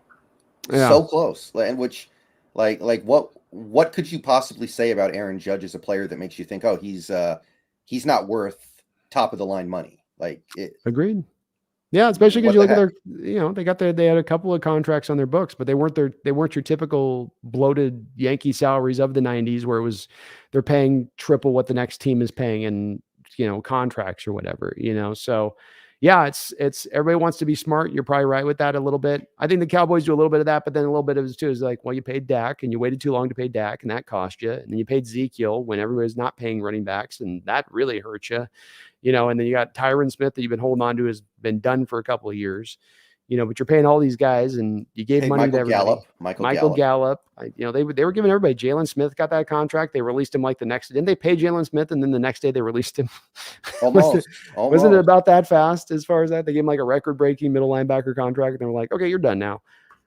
So but I do think Brendon. I do hope when we get to that stage of things, we'll see with where our ownership is, where we're at. But then maybe this offseason will be the offseason we see some of it. If you're right, where this is like Carroll's its last ride, right? So he's going into gun battle for the final time, and he's going into his gun room and he's pulling off the rifle and putting on his back, and he's got the shotgun he puts on his hip and a couple pistols between the fronts like this, right? Like for the final run. Wouldn't you? If you were a guy like Carroll and you're 73, whatever years old, and you're going, this might be the final year. And I want all my army up here at this point. I want to bring everything we can lay to bear at this point. If it's going to be my last run. I agree. Okay. So anyway, restructuring. First guy, this is kind of the main guy who I think should be the focus of the conversation here. It's Tyler Lockett. Okay. Cap hit is 16 3/4, so just shy of 17 million. He's got 3 years left on his deal, so you can convert about 8.6 million of his base to bonus. Mm-hmm. And long story short, this would make his new cap hit 11 million, meaning that you save against the cap this year 5 3/4 million. Now that money will get pushed forward into 2024 and 2025. So you'd basically be boosting his cap hit by about $2.9 million in 2024 and 2025, but you'd be lowering it this year by 5 3/4 million. Would you do it? I think I would only be driven to do that type of move, Brendon, if I have another move in conjunction that's reliant upon its freeing up of. I wouldn't necessarily just do it in a vacuum, like for the sake of doing it. But if we've got it, I need to clear 5 million extra to get this one player in here to help push us up over the top. We're a little bit downwind in the off season, right? We've gone through free agency, maybe we've gone through the draft. And they're like, well, we can make this trade for this guy, but we just have to free up this money right before training camp to do it. Convert Tyler's base to bonus. Boom. I'll be willing to do it there. But then absent that, I don't think I want to do it because I don't know how much longer Tyler is going to want to go.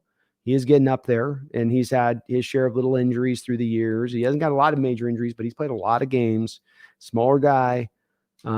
He protects himself really well. I'd like to think he can play 3 or 4 more years. I really would, and I hope that's the case. But I might be of the fashion of saying, let's just ride with that contract. But completely, again, if there's a go for it move that's open, then that's going to be a lot of my answer on some of these, Brendon, is if there's a move, what's my move in conjunction? Was there a defender I can bring on for the line that's, now I'm getting that line depth around that? Then yes, that absolutely. Or if I'm getting a right guard that's like an above average right guard in the league to restructure those moves. But that would be the only way. How about you? I would do it because if you look at the Tyler Lockett contract, I kind of feel like we're already kind of married to it for a couple more years. So I don't really mind making it harder to cut him in future years because I don't think you're going to do that anyway as is. And he's found a way to play football in a way where he doesn't take a lot of physical abuse. So it seems like he'll be able to at least be a steady presence for the next few years.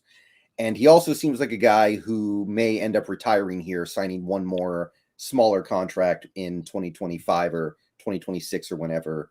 So I would go ahead and pull the trigger on it, especially if you feel like you can use that 5 3/4 for something better, which I do think we will be able to. So I would say yes.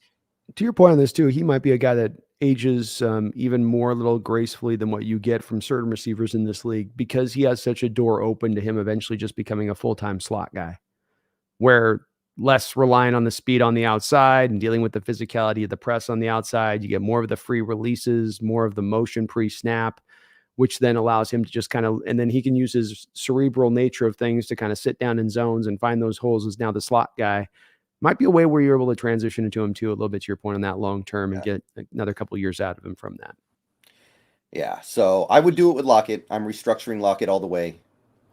There's another guy, Will Dissly. You could restructure. This is the other way you can go with Will. Current cap hit is 9.25. You could restructure him down on his base, which is currently like 5.6. And basically you would create $2.3 million in cap savings this year, and you would be pushing that out into 2024. Do you do it? I would do that one, and unlike Tyler, I would probably even do that proactively. With Fant, you have him on a 1-year deal, regardless of whether you trade, release, whatever you do with him this year. He's here for only 1 more year and probably not on an extension.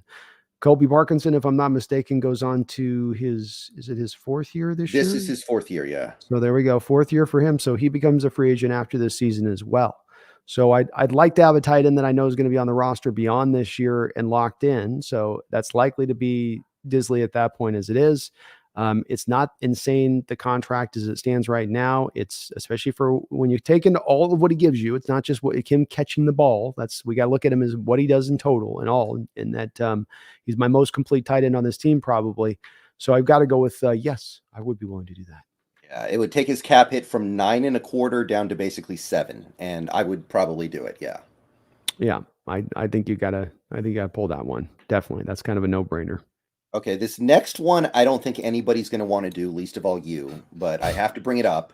All right. Because technically it would save us a lot of money. It's Jamal Adams. He's currently making 18.1. You can restructure that down to 11.5, saving 6.6 million, which would then push 3.3 into each of the last 2 years of his deal. So it would make him even harder to cut in the future. So I'm definitely not on board with doing that, but it would save a lot of money. It would save a lot of money. But yes, I think that you have to have your way out of this contract after next year. We're talking about June 1st right now. I think, like you mentioned at the top, and I think your point is right on this, it's really just in an untenable state to find your way out of it this offseason from the deal. And that's not a great place to be in for a guy that you don't have a lot of faith necessarily is going to remain upright. So you don't want to then continue to further marry yourself into future years on him at this point with that uncertainty. So that would instruct me to say no on that one pretty quickly. Yeah, you're right about that one. How about you? Yeah, I'm not doing that. Yeah. I want to keep Jamal for this year. I do. But I want to keep my options as open as possible on moving on next year. And restructuring him would cripple that. So I'm not doing it.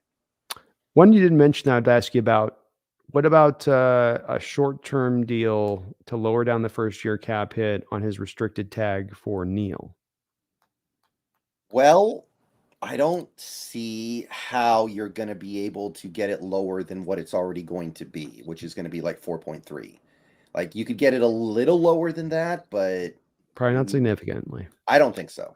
I asked because I think somebody might have asked on that. So I was aware. Yeah, you're probably not gonna be able to, because it is too low. And you take his bonus money if you do a 3-year, $12 million deal. Let's say it's a low end deal, $3 million, $12 million, $6 million bonus. It's got the $1 million base on a 3-year deal. That means there's $2 million. That's $3 million to Brendon points. You're only saving $1 million off of his thing, and you're now having him on a contract extension. So that would give you a little bit of insurance for Jamal in the long term, but you're spending more money in the safety position. Just can't do that one, man. Yeah, speaking of the safety position, that's actually our last restructure candidate. It's Quandre. So he's making 18.1. You can convert his base to bonus, get the cap hit down to about 11.9, meaning that you are saving 6.2 this year, pushing it into 2024. Would you do it? I wouldn't. When I look at 2024 as the true place where we can maybe inject into becoming that Super Bowl contending team for that year, that's the magic go time. I look at the way the team has set itself up right now, and there are really no bad contracts at that point if everything continues to fit to type. So DK's still should be pretty productive. Tyler should still be pretty productive. Go down the line from the guys that are on. You feel pretty good about all the contracts. The two that you've got some worry there with is the Diggs, is the Jamal Adams deal in those mix. And now I can get fully clear of that next offseason if I'm not happy with the value they're providing me next year. They also get to know that they go into next year, and those boys better be rolling hot, or else they will be on the cut block. If I'm a guy, guys, I got to worry about effort, or they're not able to be on the football field. I think that does help to provide a little bit of an extra stamp of motivation to the players as well to get out there and give their best into next year too. But then, bam, we can get free and clear of any bad deal after next year.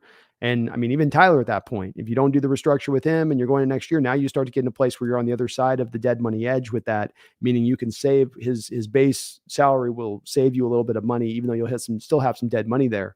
So no, this is a little bit of Brendon in my mind, setting the stage a bit for 2024, just a tiny bit. But I wouldn't want to do that. Yeah, I agree. I would not do it. I would not do it. Those are really the only restructures the team could consider doing without using void years. But I think there is at least a little bit of money you can create there. I would do it with Lockett, and I would do it with Disley. So that's still pretty good. It's not bad. It's not bad. And the team's got themselves in good cap situation, which is why we're not having to talk about more candidates here. This is a little bit because we have the stage now set for us with our cap, that we don't have 15 guys we're turning over here that we have to talk about. Like some teams might have, like the Rams might have to talk about, or some of these other teams like Tampa Bay are maybe having to, turn over in their mind here with this, Brendon. So we got a donation here real quick. John Lugo with a $5 donation says, "What's up, my guys? Hope all is good. All is great, man." Says, "So what's your take on Tuli Tuipulotu from the USC Trojans? Do you think he would be a good fit? Dude is a beast." You had a chance to check out Tui yet? Not a lot, a little bit. I'm intrigued, but he's not at the top of my list yet in terms of defensive linemen that'll be available in that area, I don't think. But I'm definitely aware of him. Yes, I've watched him as well. He has a really good understanding of how to go about his business out there from the outside. He certainly would be a stand-up guy that could run the 3-4 edge stuff and come off that edge and be cooking in that way. He's like 6'4", 290, so he's like a little bit bigger than what you're going to get off the edge mostly, and he can really use that. He goes between quickness and power. Kind of is his whole thing, John, he's going to try to get the tackle guessing on one of the two that he's coming at. So you'll either get my quickness or you'll get my power. And then if he catches you leading one, he goes to the other one, and he's very good at knowing which one to go to and catching where the tackle's guessing on what he's going to do. But because he's got good power and quickness, which are nice attributes to have in tandem for a pass rusher, I think he'll be a pretty good player at the next level. I do see him as a second round guy. I wouldn't want to take him with the second round pick, but if you end up taking him with the second round pick, that would be probably to me pretty good value for Tui. He wouldn't be a guy that I would be like seeking out though necessarily, John. You definitely would be operating from a BPA standpoint because it's certainly not a need to go for edge at that point. He could maybe do some stuff from the inside because he is 290, but USC mainly used him as an outside cat and how they had him rolling out there for the most part. So, but really good pass rusher, knows what he's doing. Good clean technique there, Brendon. A little tight in the hips. Lateral movement's not very awesome. So he's not going to be the bendy, but quickness, power, good hand usage, competent guy. That stuff will translate to the NFL, right? The only thing that doesn't translate is when you guys get the Van Ness stuff that I get. Lucas Van Ness is this guy that gets talked about, Brendon. He's all power, but this is like the LJ Collier thing. When you're all power at the college level, one of the first things that's going to go when you go to the NFL is you're going to lose your power because everybody's powerful because everybody can lift weights. Not everybody can go out there and be quick and fast and loose and free out there in the open. So Tui's a good player though, John. You're right to like him. He's going to be a very solid prospect. I think he's probably pretty close to the Drake kid that came out last year at USC about where they'll land in the draft and their upside as players, I would say. So, all right. I'm on board with it. Thank you though, John. Appreciate the $5 donation. Not a high need, but hey, if we get him, we'll feel good about him. You'll feel better. You'll like him. Big dude. Jonathan with the $2 donation says, "Do we even think about Bijan Robinson at 20? Oh, he said the Evil's name. What do you think there, Brendon? I don't think he gets past Philly. Yeah, I don't either. So I don't think it's going to be a possibility. I'm not big on the idea. I like Bijan. I just don't know if I'm spending a 20th overall pick on another running back after what we did last year. I just, law of diminishing returns a little bit. So I'm everything you said is completely intellectually on point. I can't argue with any of it. I also agree with you on the fact that Bijan Robinson Jonathan is not likely to be there at 20. Even if the Eagles don't take him at 12, he goes probably top 15 to somebody. Right. He's just a different back. He's a different level of talent. I mean, he's basically LaDainian Tomlinson. And LaDainian Tomlinson went back in the olden days at like 5 overall. So Yeah, 5. You know, if you have a guy talking 12, 13, that's still kind of fits into the modern analytical designs of guys being depressed at the running back position. So he's dropped back 7 picks from what he would have been 20 years ago, but he's still so good. To get to 20, I can't see it. I just can't see it with Bijan at this point. I know it's shocker because running backs don't get picked at that ways, but he's going to be picked. Would I at 20? Brendon, here's a little bit of where I've been transitioned to on this one a little bit, and it's being informed by what we've been currently, and that is that Coach Carroll wants to run A-gap runs a lot. He's not, it's much like the cover 3 defense. He'll do some of the outside run stuff. He'll do some of the pitch play stuff, but the Zebra's not changing his stripes here. And you're going to run A-gap runs with whoever your running back is. Doesn't matter whether they're slight guys, big guys, in between guys. And so we need to have a stable of running backs at this point.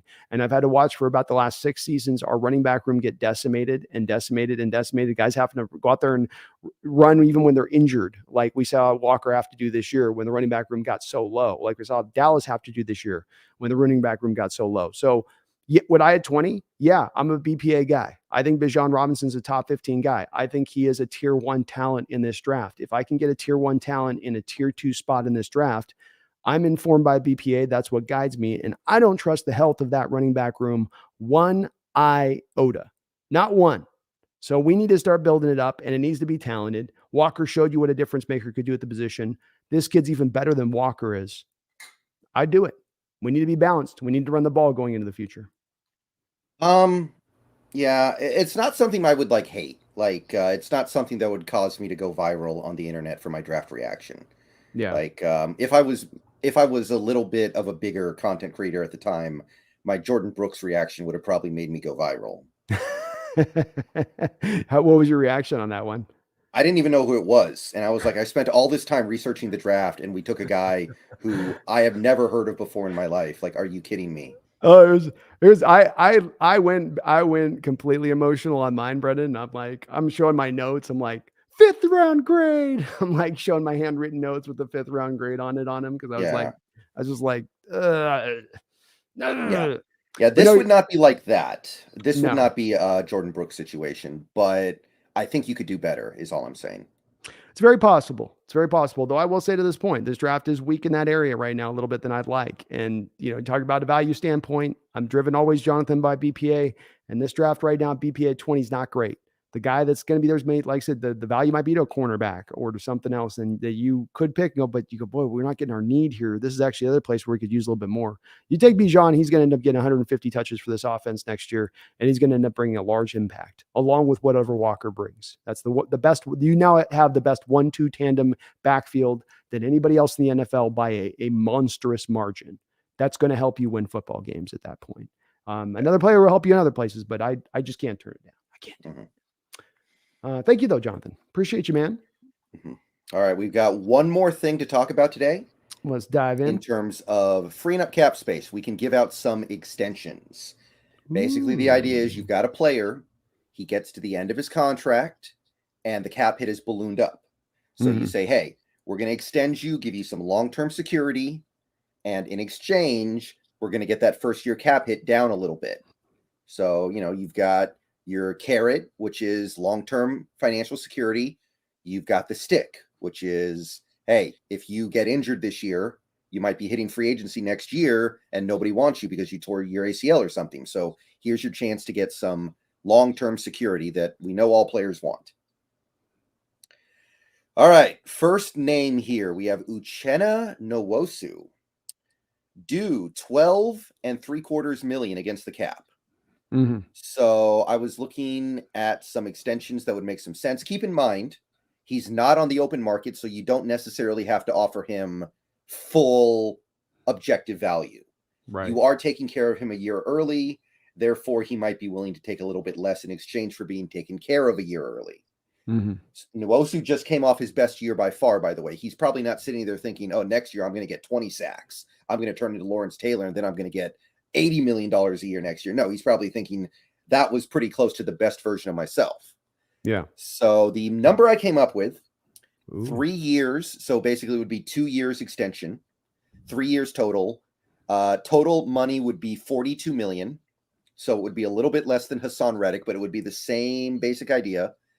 Maybe that first year cap hit gets down to like 8 million. You're saving 4 3/4. Are you doing it if those are the numbers? Yeah, I probably would do it. He'll probably be one of the few guys on this list that I do this for. I was at, when you were thinking, I was like 3 years, 45. So you're 42, I think I was at 45, you were 42. I think you're right on the point. 3 years, 45 is about the right move you make on this one. I think he showed you as a good overall player last year. You had to play him too many snaps at times because he was just so much of a dependable guy out there versus what you were getting from other guys. I feel a little bit of this is informed by Brendon, what you're deciding to do with Darrell Taylor long term. And maybe it isn't, though, because maybe Darrell Taylor is just a rotational pass rusher at the end of the day. And if he's a rotational pass rusher, then he'll find his snaps behind Mafe and Nwosu over the course of a game. And that becomes like a situation that sort of just resolves itself. But I think he showed me a lot last year. I felt like his impact on that defense was very close to what Chris Clemens brought when he came in the door 10 years prior and helped to kind of kickstart the LOB a little bit. He brings a great attitude, a professionalism, a leadership. Yes, I would be willing to make that move. Me too. I'm 100% with you on that one. I think he's really good. I would like to get that cap it down a little bit, and locking him up long term is not like, I don't feel like I'm making a Faustian deal there. Like, it's not like, I'm going to do this and it's going to feel good now, but future me is going to regret this. No, I think that future me will feel fine about giving Nwosu very close to Hassan Reddick money. He's 25, 26 years old. He's just going into his prime too. So he's not an older player. He's just getting in there. And like you said, not only is he coming off his best year, by the way, last year, the year before was his best season. So the last 2 seasons for Uchenna Nwosu, he put up career best numbers across the board, which tells you he's continuing, maybe not like you said, ascending much higher, but he certainly hasn't even topped out necessarily on that side of it as well. Okay, so next name, Shelby Harris. And we already talked about him in terms of a cut. Here's the other way you could go. You look at his contract and you say 12 1/4 is too much. So what if you offered him an extension? I said 2 more years, so it would be a 3-year total. So 2 more seasons. And let's say it ends up being something like 24 to 27 million in total money. You get that first year cap hit down to like maybe 5.5. You're saving 6 3/4 million. So close to $7 million in savings to lock up Shelby Harris for 2 years beyond this upcoming one. Are you doing it? I would say no, unless it's a little bit like the Lockett thing. If there's another move that's in tandem, like if I had the guy that I could see I was getting as for what I'm saving on that money, then maybe it would make sense to do it. But I don't think he showed you enough. I don't think he was bad last year, but I don't think he showed you enough to earn a contract extension. And like you said, there's maybe some slight signs here after what he had back-to-back 9-sack seasons and was really solid across the board of maybe injuries coming up this year a little bit more, a couple of them. And he's a little bit less productive when he's on the football field. Maybe starting to get a little bit older as a player here. Yeah, I just feel like if the extension ends up being basically 3 years, 8 million a year, I think 8 million is a pretty good price for a solid but not elite defensive lineman. Like if he's your first defensive end off the bench behind, let's say, Jalen Carter and Daron Payne or something like that. Like I'm okay with that. I suppose I would be, but it's also, I just feel like, man, for that money, I can get a better player out there for 8 million a year. I feel like that, he was solid. He wasn't bad, but just, there wasn't a lot of flash there. 2 sacks on the season from the defensive tackle position, getting older. I still would be kind of a no on that one. Yeah. I personally would be willing to do it. I don't want to let Shelby go, but I don't think I can sit there with a $12.25 million cap hit on him when I don't even know if he should be starting for me. So personally, I kind of look at that and I go, I need to find a way to get that cap hit down. Yeah, I can get on that. it's a significant amount. $6 million can get you another good player in there. So it's somebody else you could definitely bring in at that point. I just, I want a little more impact from him this year to give him that extension. If he was at like 6-7 snacks and he was kind of more active in the running game and not as much the injury thing, I'd be right with it. But significant drop off from what he was with the Broncos. Next name, we already kind of talked about this, but Quentin Jefferson sitting on a $6 million cap hit. I proposed, what if you extended him by 1 year and added $4 million to the deal, so that way he gets a little long-term security, and you get to reduce the cap hit this year to like 3.5. You're saving 2.5. That's basically the only scenario I could come up with where I'd be willing to consider it. Again, you're one of the worst teams in the league at stopping the run this year. If you look at a lot of those runs that happened, a lot of the times that's going on this year, it's Quentin Jefferson getting blown out of his gap almost effortlessly by the guard. And you just can't get, to me, got up on that 6 sack number. It's a bit of a misnomer, and it's not really representative of the player he was. And consistent pressures, consistently doing anything as far as that line goes, he's not giving you. You're not paying him a lot of money, but all that same, you are paying him some money. You ain't just making veteran minimum deal here. You're giving him a little bit of cash. And I just don't think that he gives you a whole hell of a lot for that money that you pay him at that point, especially for how many problems that he provides in the run game, which is just, he doesn't seem like he's able to play the run anymore. You feel like he'd be more capable in that area if he was only playing 20 snaps a game, because that's what he would ideally be doing if we brought him back? I mean, like I said, I do think he is picking his spots a little bit, which would, to your point, then mean that he would be better in the rotational basis. But part of me also thinks that if I just put Miles Adams out there and gave him all of Quentin Jefferson's snaps, Miles Adams will be more impactful than Quentin Jefferson. That may be true, yeah. And he's remarkably more cheaper. Like, would you rather have Quentin Jefferson, or would you rather bring in a guy like a Solomon Thomas for like, it would probably be like $2.5 million? Like, I don't know as much. I don't know much about Solomon Thomas's game currently, so I can't speak to where he's at as a player. I guess if you're talking about the kind of ideal player I'd like to bring at that point for $2.5 million, give me a guy that does something good, right? Like Quentin Jefferson doesn't rush the passer well, and he doesn't stop the run well. He picks his spots, and every once in a while will flash you with a sack or a pressure, but it's going to take him a lot of snaps to get there, because he had a lot of snaps to get to those 6 sacks. He played a significant amount. Give me a guy that can run stuff, and that's all he does, but I know I can put him out there and he's going to be mobile and you ain't going to move him and he can stop the run. Or give me a defensive tackle that give me some consistent pass rush when I put him out there.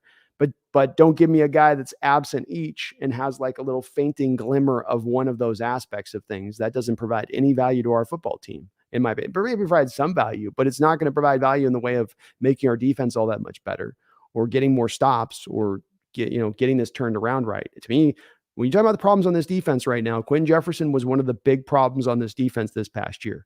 You can put him, to me, in the same basket of putting in that you want to put in with Jordan Brooks or Cody Barton or everything else. He's in that basket. If you're part of the problem, then you don't need to remain. You need to go. All right, last guy I have here. We briefly touched on him already. Like you already said you don't think this is going to happen, but Noah Fant. Mm-hmm. If you extended him, I penciled in as a potential extension, like 3 years, $18 million. I don't even know if he would take that. Mm-hmm. But based off the way he's played and based off other tight end contracts, that's about right. So 3 years, $18 million, first year cap hit would be like 4.5. So you'd be saving almost 2.5. Yeah. Nowhere near significant enough savings to do the extension. And you're right. I think you're going to have to at least match the Disley deal. Like if Disley gets 3 years, 24, how does Fant come in there and not say that I'm worth exactly what you gave a year prior with the cap going up? Inflation's a bitch, it's kind of interesting though. It seems like those blocking tight ends, like I remember when Jonnu Smith got $12 million a year, like he got 4 years, $50 million because he was known as being such a good blocker. Mm-hmm. And then I see some of these receiving tight ends, like Evan Engram got, I think, 1 year, $6 million last offseason because he's just a receiving tight end. And I look at that and I go, what's the difference between Noah Fant and Evan Engram? The difference is Fant has better hands, but the production is roughly similar. I think if you looked at their blocking numbers this year between those two guys, Fant would significantly beat him out as a run blocking and pass blocking tight end this year. That's probably true. He's not Disley. You're right. Disley is different. in both of those two attributes. But in studying the weekly scores and looking at that, Fant had some weeks he struggled in blocking. He wasn't always as consistent as Disley or even Parkinson, but he was at least enough to be able to say, this isn't a negative to my game. You're not taking me out there like Brendon. I mean, like he doesn't go to a team and go, I'm like Evan Ingram. I'm an H-back tight end. I'm a move-based tight end. You're just going to have me here as the pass catcher kind of guy.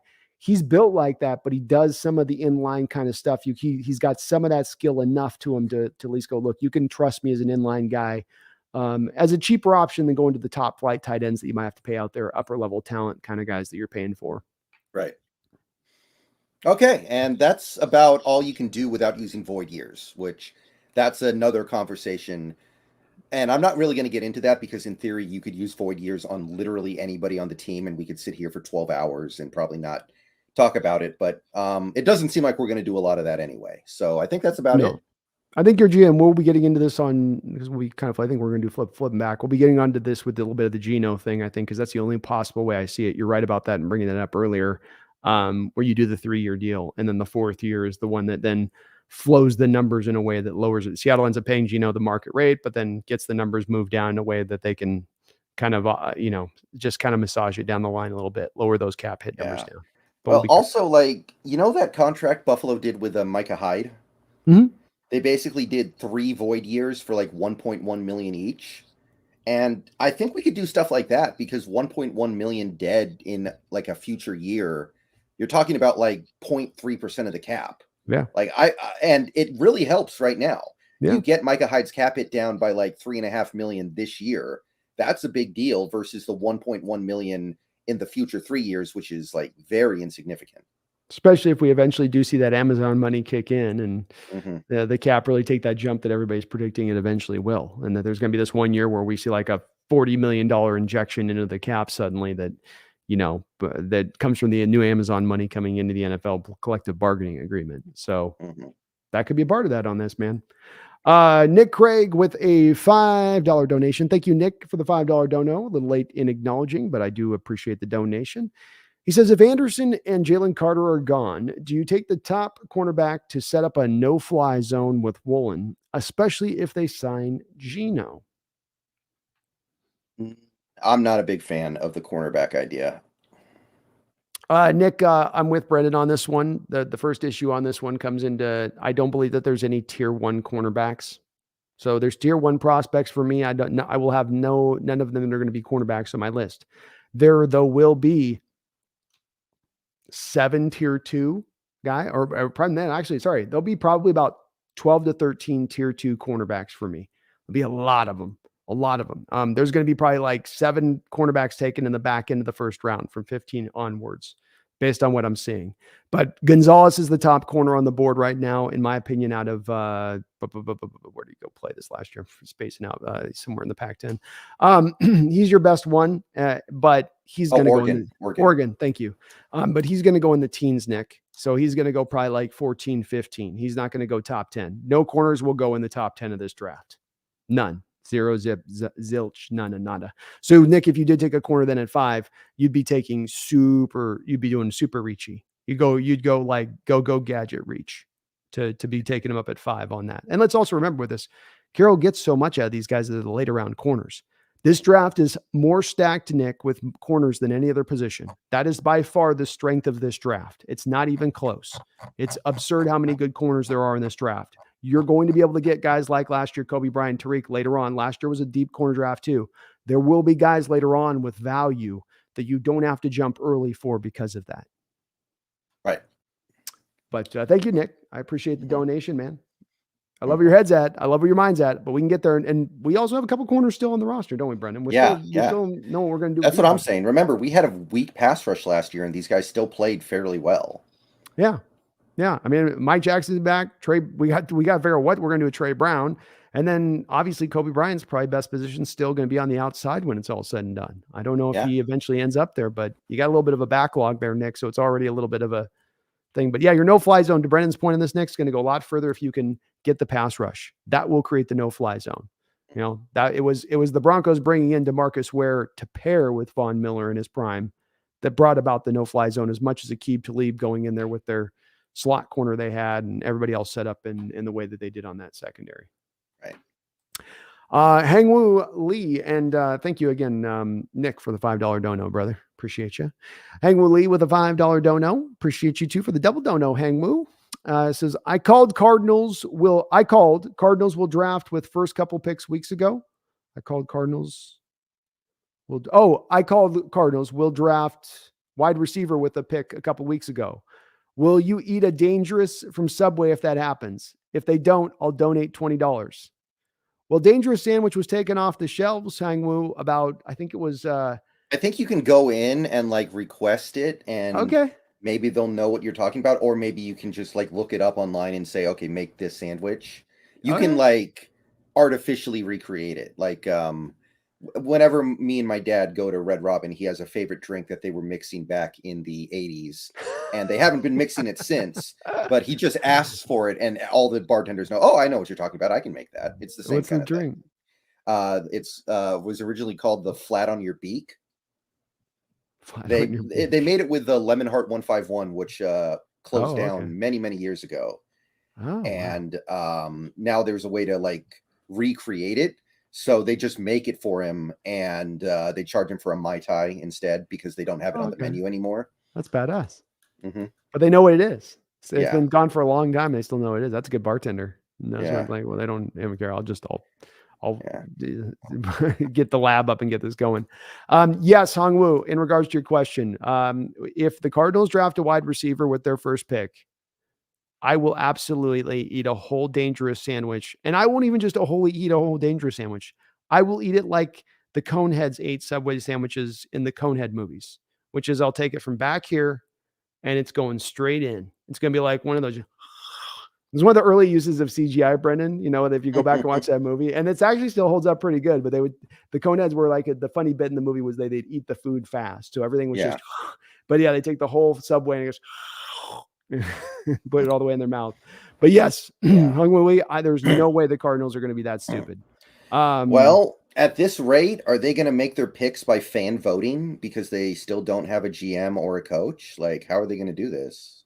I think that they'll go to the Mesa area because that's where all the retirees are at, and they're going to look for the wisdom there. They're going to be like, look, we've tried inside the box. Let's go outside the box on this one. We'll take all of these older folks out here in this Valley area, and we'll pull them on it.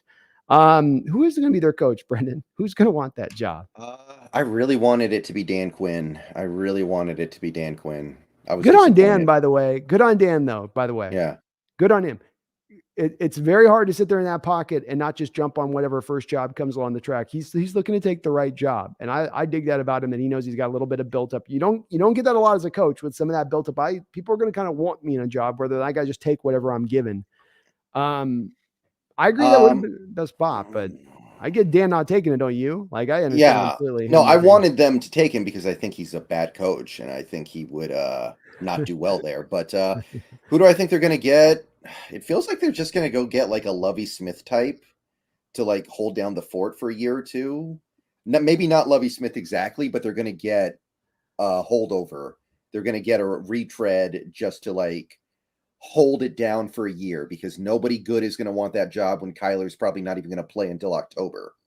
Yeah. I mean, you might be right. Lovie, Caldwell. I mean, I think Caldwell's been out of the league a couple years, so that's possible. That's possible, but you're right. I mean, there's no names for that Cardinal team. So. Go get Dennis. No, wait a minute. Actually, they can't get Dennis Green back. I just remembered he actually passed away. How about Steve Wilkes? Let's go back to Wilkes. He did good in Carolina, but he was already their Cardinal head coach. Yeah. Once. Gee, who else? I mean, it can't be somebody like Evero, right? It can't be somebody like. I don't even think I'm sure like Fangio would rather be the DC of a good team than the head coach of that team. I think Fangio's not going. Yeah. Especially with him with the issues on offense that he had in Denver. Like, he's got to go back into that. Buddy, I don't. There's no coaches out there name-wise that fit. Evero is, I think that's about the smartest one I can think, because at least he now can start to build them more defensive driven, maybe. Gives them a pathway to that, and maybe in the division. Maybe they just pull the Jim Tom Sula and just find some random guy in the building with a lot of chest hair. Yeah. I feel like his chest hair makes him a little smarter. Yeah. I mean, that kind of feels like that's what's going to happen because they know it's going to suck. So let's Yeah. just whoever will take a 1-year deal, whoever we only have to give a 1-year deal to. It would be pretty hilarious, Brendan, if they hire a head coach for a 1-year deal. Like, because Yeah. you never see those kind of deals, but that's just straight acknowledging, like, this is a Yeah. crap job. Nobody wants it. We got to give it to somebody for a year or so. Yeah. You know, Did you see D'Amico got 6 years? Yeah. He got a 6-year deal from Houston. well, you know why that is, though, because they shafted Lovey, Mm. Well, they're right? paying 4 head coaches right now. So that's Yeah. like the most toxic place imaginable as a head Are they coach, still right? playing Bill O'Brien? I think so.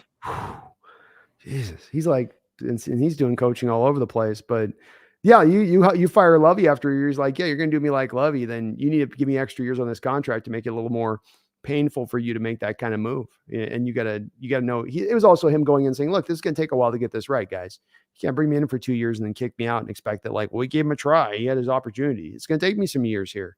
Things were bad. You guys had this in horrible shape. And so it's a multitude of those two things there, but 6 years for D'Amico? I mean, Yeah. Saleh was doing pretty good with that Niner defense before he left, right? Like, I mean, was that, you know what I mean? Like, talented defensive line with the Niners? I okay. Yeah, Well, I mean, I guess you got to do what you got to do, but I don't know. I'm not feeling the D'Amico Ryans hype. I'm not. no, I'm not either. But again, who are they going to get for that job because of the way, especially with how they treated Lovey on that. It's much like the Cardinal job. A lot of jobs this offseason. Bronco, Cardinal, Houston. Not exactly like great places to go to. Not the most attractive Yeah. positions job wise. Kind of the not the worst, but as bad as you kind of could get going as a head coach. You got teams with like no cap space, no draft picks, no a lot of talent on the team. But you know, having to still clean up for poor decisions from other prior regimes for years to come. Tough. Kirk Stemmer with a $2 donation says Shelby Harris said last year he doesn't want an extension. Well, that's what he said last year. Would he say that now after he had what is by his standards a pretty far down year? Would he jump on the opportunity to get a little bit of long-term security rather than risk having another down year, hitting the free agent market and having nobody wanting to sign him for any real money? Like, he may have thought that then. I don't know if he thinks that now.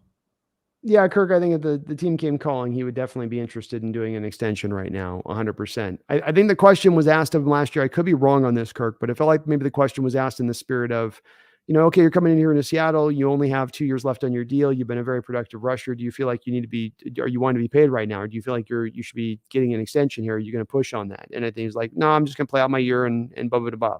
I feel like it was maybe more of an answer towards that. Because it's rare a player will ever just tell you, no, I don't want an extension.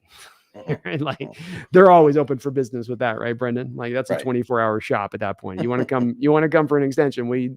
Let's talk business. We can make this happen. So I think it was in that spirit, Kirk. But yes, I think Brendan's right. He's going to want to do something this year. Not want, but if they're willing to come to him, he's certainly going to be willing to negotiate. What's the cost? What's the price? Who knows at that point? But could happen. Like Brendan was notating on this. You do save money by being able to go down that right. 12 million is his cap hit this year. 12 and a quarter. 12 and a quarter. Yeah. 12 and a quarter. So that's going to be, that's a stiff little price to have to pay at that point. You can definitely save a lot by moving on from him. A lot of the extensions, he had a pretty significant extension savings because he's not going to probably cost him that 10 million per year. You know, you're getting him at 6-7 million per year, probably almost halving that deal down. Right. Thank you, Kirk. Appreciate you. Coffee Guy Sports. Sorry, let me read that right as I get dyslexic. Thank you for the $2 donation. He says, I love Tyree Wilson at number 5. Have you had a chance to take a look at Tyree? Yeah, I'm a fan. It took me a while too. At first I looked at him and I saw LJ Collier. Yeah. But then I realized he's bigger and it's more JJ Watt, less LJ Collier, I think, now. Yeah, and especially if you look at the 2021 tape, kid was really still figuring it out. He's still figuring out how to play the position. He's got ways to go. I think the LJ Collier makes a lot of sense because sometimes he doesn't always look like he's got a plan for what he's doing. Mm-hmm. He's just throwing himself across, but he's so athletic and big that he just envelops guys in that way. Coffee, if we end up with that as our consolation prize for Carter or Anderson, it is a drop off from those guys from a talent level standpoint, but still a tier 1 guy in a draft with very few tier 1 guys, in my opinion. There is a bust factor there with him, but there is a huge ceiling factor there with him as well. And if you're going to be picking top 5, at least the thing you hope you're getting out of with it is the high ceiling guy, the guy with a load of potential. And Tyree absolutely does give you that. No doubt about it. Thank you, Coffee. Appreciate you though, man. You're right to like that guy. Corey Olson, thank you for the $5 dono. Appreciate you as well. He says, do you think we will have another quarterback draft class this talented anytime soon? I'm a strong advocate for taking our guy in this year's draft. I think next year's draft class might be better than this one. I think that's on the table. You've got Caleb Williams, Drake May. You've got the Texas guy, Quinn Ewers. You've got some of the guys who stayed back this year. Like, I think Cam Ward ended up staying back. I'm not 100% sure on that. DJU, I guess, still has a chance. Bo Nix, KJ Jefferson, Michael Penix. Spencer Next Rattler. year. Oh, yeah. Wait, I thought Spencer Rattler had to come out. Mm-mm. Really? He Feels went like back he's in been it. around for... Feels like he's like 38 years old. Wow, okay. Yeah, he started as a freshman, I think, or something, and that's part of why he feels like he's been around for a bit. Yeah, so to me, 2024's QB class may end up being just as good, if not better than this one. Yeah, Corey, I echo Brendan's thought process on this one. As good a draft as this one is on it, I think it feels a little bit better, Corey, because the fact last year's was so historically bad for what we normally see, because most years we're going to get a couple guys coming out. It's a year before there was a couple guys that came out.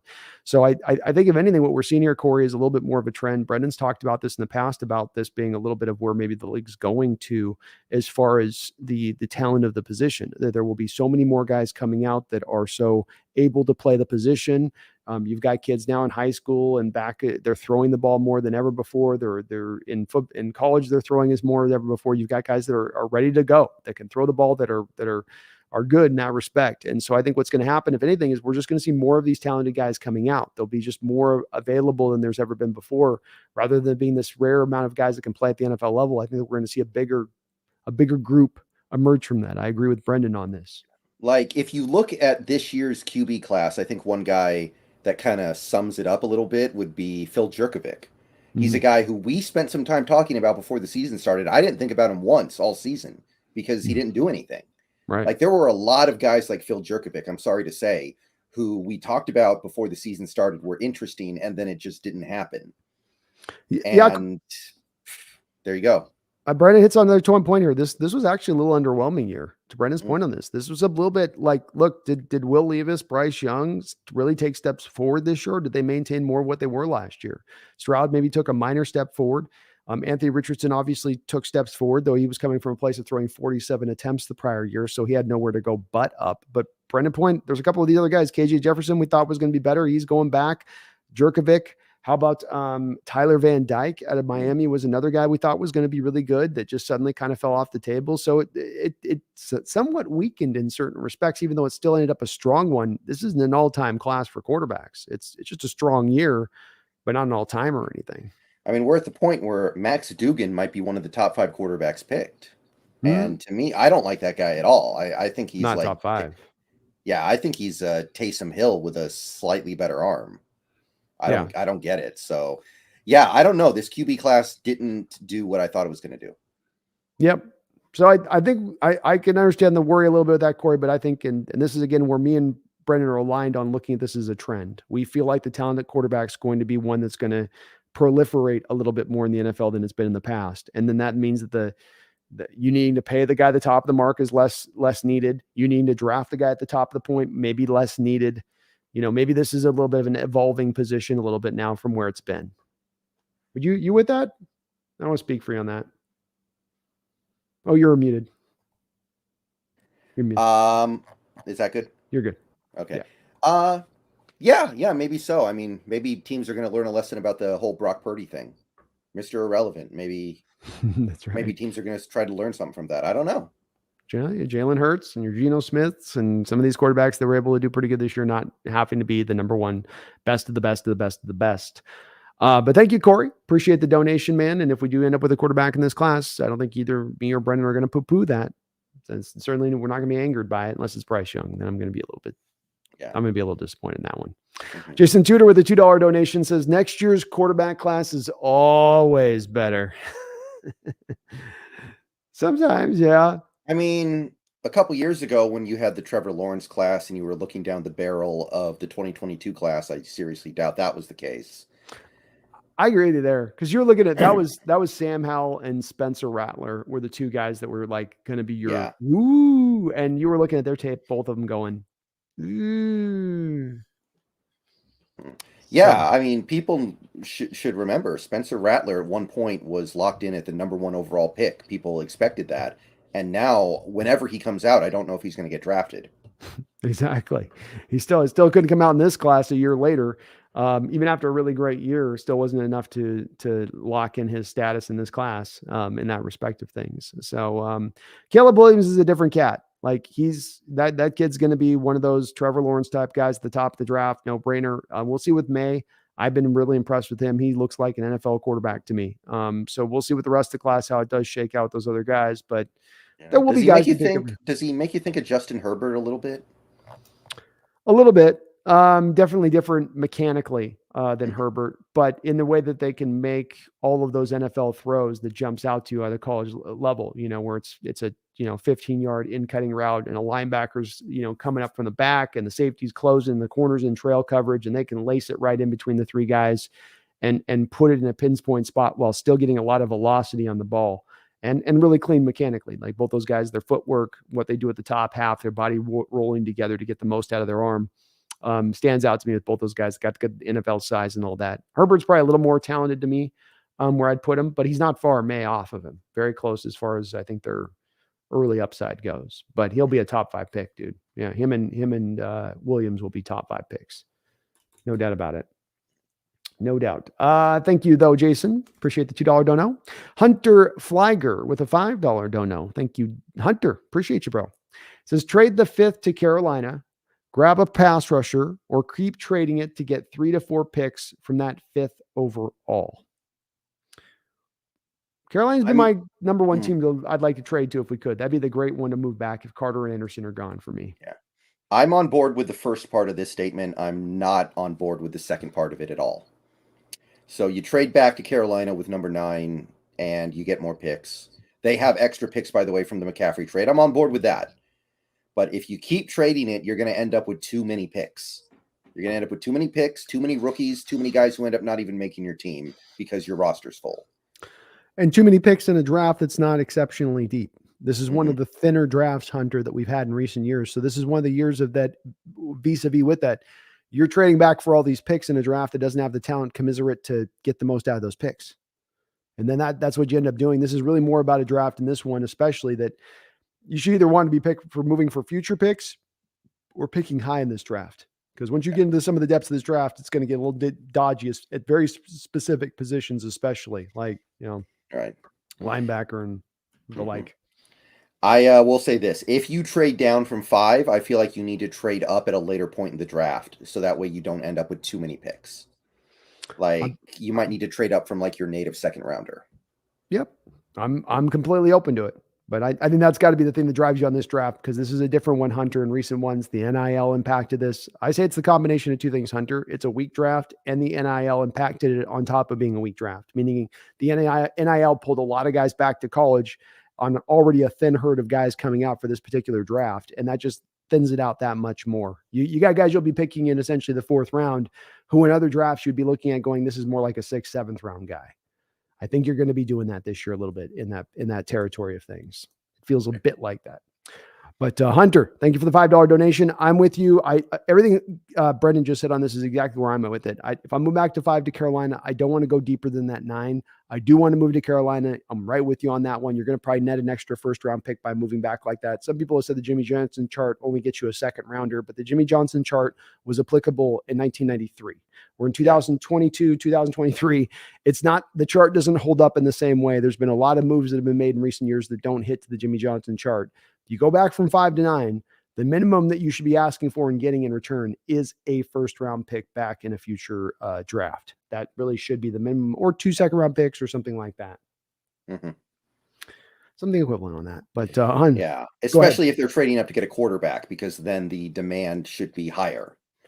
Like, look at what the 49ers gave up to move up for Trey Lance, because it was a quarterback and they were desperate, and they probably went a little crazier than they should have, especially in hindsight. But that's You're right, what though. we're talking about. It's the competition for the other team that wants to trade up for there, because it becomes a bidding war a little bit at that point. They're not just bidding against themselves. There's another team going back and forth. That's going to drive up the price. This year has a high potentiality of that to happen, because of the fact it's not just Carolina. You have Raiders in there behind you. You got the Titans back in there. Texans, if they pass on Young on the front end, could come back up at the top of you on that. So there's a variety of different other teams that could be pushing on this too, not just Carolina. But Hunter, I'm with you, man. Carolina is they're the one that stands out to me. 4 spots back. I still maybe end up with Tyree Wilson or Miles Murphy, pick up the extra first-round pick. Let's call it. That's a good start to the draft. It's a good start to the draft. Corey Olson with the $2 donation says, did you get a chance to look at Josh Downs? Have you taken a look at Josh Downs yet, man? No, I'm not familiar. Wide receiver out of North Carolina. 5'10", 175. Here's some of my notes I've got on him. I did have a chance to look at him.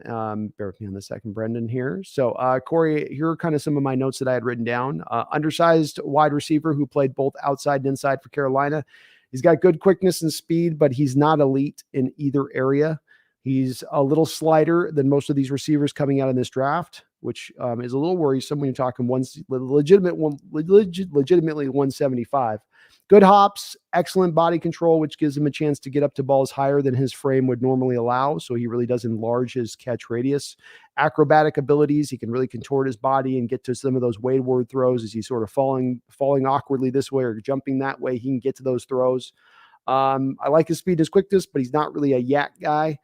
He's good, not great in that realm of things. He's got a nice little dead leg move that he uses that's pretty nice, little spin that he can utilize. He can do all the fly sweep and fly screen stuff, but he's not super fast with it, and he's not really dogged like a Deebo Samuel. So I don't know how effective he's going to be at that at the next level if you're trying to have him do that a lot. I think he does struggle a little bit too when watching on the tape just a little bit. I see a guy that doesn't always get off the line of scrimmage easily, Corey, with his size. He can get pressed to death a little bit. He does pretty good with it. But I look at him a little bit like a couple of other guys in this draft, Corey, of guys that I think are going to be just inside guys at the next level. I think Josh ends up being just specifically probably more of just a slot guy, like Jigba is that way. Nathaniel Dell in this draft might be that kind of guy at 5'9", 5'8". Can he win on the outside at that size? There are very few guys that do. Downs has got a lot that he does really well that's NFL potential. Nothing super exciting about him, though. Like just good stuff all the way around, right, Corey? So just good. The body control, good yak, not great. Good quickness, not great. Good speed, but not great. Sometimes with a receiver, Brendan, if I'm taking him in the second round, don't you kind of want more of a guy that maybe has something with them that they do dynamically, that there's a skill about them that really does stand out? Yeah, I mean, the way you described him, again, I haven't looked at this guy yet, but the way you described him, I wasn't super interested. Like 170 pounds, that's approaching Tutu Atwell levels. Yeah. Yeah. And I think he's definitely a little bit bigger than Atwell, because Atwell's 140. But I mean, it's still slight guys on the outside. There's not many of them that are working. Devontae Smith's got done pretty good out there, but there's very few guys out there that are going to weigh less than 190 pounds that are going to work on the outside. It's just you get pressed to death. You get a guy 6'1" who's strong as hell, and he just grinds you into the ground. And unless you're a dancer off the line like AB could be at times, like you ain't getting off that with it. But he's a good player, Corey. Late second, third round guy is where I would see him. I'd probably fit him a little more in third round just because I think he's going to run like a 4.6 40, 4.55 40, something like that, which means you slot him where you slot him at that point. But I liked him. Thanks for putting me onto him. He's a pro ready guy, Corey. So like he's a guy you can still, and he'll be very pro ready, but he'll never be elite, never be stardom like level to him. Right. Hunter Flieger with another $10 donation. Thank you, Hunter, for the double dono, brother. You're awesome for doing so, and appreciate you. He says, love what you guys are doing. You put in the work. Let's push back that 5th overall a year or two and get a good amount of picks. Put of it. Thank you guys. Out of it, I think he means. What do you mean? Out of it. Get Out a of good it. amount of picks out of it. Oh, get a good amount of picks. Well, Hunter, I'll say this. If it's about moving out of 5 to get the future first round picks or I get a future first or future second or anything in the future drafts, I don't think that they're going to be as thin as this draft. This is just like last year was an unusual year for quarterback drafts. This class is an unusual draft class as far as there's just not as much of a level of talent as you normally get. Just an odd year. It's a strange year in that respect. The NIL impacting it like it has. NIL will have kind of a 1-year impact with this, but then you'll start to have it balance out next year, right? Because some of the NIL guys that held out last year will now come out next year. And you'll have some NIL guys that'll check out next year, but you're getting the injection from this year's. So it starts to balance out into that next year a little bit better. So if you're talking about Hunter going next year's picks, getting me some ammunition in next year's draft, I'm with you. If it's one more second round pick in this draft that we're getting, and I'm picking early in this draft again, I'm with you. But if we're talking about getting into like a lot of thirds or a lot of fourths or a lot of fifths, we already got 2 fifth-round picks as it is. We have 10 picks in total as it is already right now. I mean, as many as anybody else in this draft. I'll move back. I will do that, Nathan or Daniel, Bill, Greg, Hunter. Definitely I would move back, but I'd be looking for those future picks as much as anything because that'll be probably the better value of it. I don't think I agree. I feel like we found manna from heaven getting this trading for a future first, and then the team ends up being so bad, you get the 5th overall pick. That's really hard to make happen. So I feel like if we keep trying to push it down, we're going to eventually end up in a situation where, we traded with a team that ended up with the 26th overall pick or something like that. Like, I don't want to give away this opportunity. Like the Carolina thing. I'm okay with trading down with Carolina, but here's my thing. I think Carolina is going to win that division. I do. So that pick is not going to be great. There are some other teams I think you could consider trading down with, but I think a lot of them are probably going to be good this year. So I'm very hesitant to do that. I feel like we got this tremendous parlay of trading with a team just as they were basically driving themselves off a cliff. I don't want to spit out that and try to go find the next manna from heaven for, when I have this manna from heaven right in front of me. Completely understandable, man. We haven't picked this high in many, many, many, many years. So yeah, you're right about getting the height. I think I would say there's a lot. It's worked in favor of teams doing it this year. Judise and Graham. We got Lions sitting behind us at 6. That worked out for them doing the year in advance, 2 years in advance thing. It's working out for the Eagles doing it with the Saints in that way. And you might be right about Carolina being kind of the front runner, but then we still don't know what Tampa Bay is going to do. If they bring a quarterback to play there and get their cap situation right, they suddenly now become back into being the favorites. And with Carolina, they still don't have a quarterback. Who is their quarterback there for being that team that you're kind of saying is destined to be that number 1 team. I'm with you though. I wouldn't do it. To me, it's Carolina at 9. Then you're sitting there at that point. You get your first. You've done a little bit of like getting the extra pick. You flipped a little bit extra, but you haven't taken a substantial drop back at that point. Those Denver picks now become 2 number 9 overall selections in the first round. You still have the 2 second-round picks, future first-round pick. That's where I'd go with it, Hunter. I would stop there, but I'd take that risk with Carolina. I'd take the risk on the future first-round pick with Carolina because I do think that they will be, at the very least, I think, middle of the road next year. I think you're right. They'll be competing for that division, but it'll be a division that wins it at 9-8, right? That's probably going to win that division next year at the end of the day. Sure. Thank you, though, Nate Hunter, for the donation. Taker610 with the $2 donation says, I've seen 2 mocks with the Colts taking Levis number 1. I don't think it's ridiculous. I don't. It's not ridiculous. You've got a wild owner who's definitely willing to do what it takes. The Colts with Levis. Brendon, I think you've thought the same thing. It just sort of feels right, doesn't it? Yeah, it does. It's kind of just maybe it's the Kentucky colors and the Colts colors. I don't know what it is, but it just does feel like the right eventual landing spot for Levis at the end of the day, one way or the other. And if they fall in love with him, it's all it takes. And if they want to make sure no other team comes up and jumps up at that point, look, this is a team the last 3 years, Taker, that has tried to go the veteran route and it's failed on them 3 times over. So that can draw you into a bit of a desperation. That can draw you over course correcting in a different direction. Certainly going and trading up for Levis would be an example of that. So it would make a lot of sense. It would go that way. And there's been anybody that's been following me, I've been saying Levis is going to be a top 5 pick. So I'm looking good on that prediction, Brennan. That was when I made a year out. So I'm looking pretty good on that one. Right.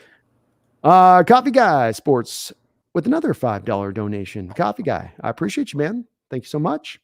He says, as a Sooner fan, I love Marvin Mims as a good value pick. I don't know a ton about him as of yet. I think Or do I?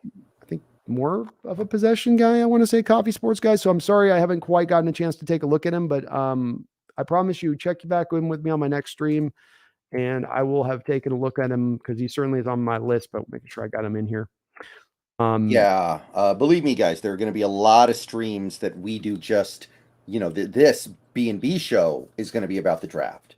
We're going to talk a 100%. lot about the draft, and we're also probably going to be talking about the drafts individually on our own channel. So believe me, we are going to talk about everybody.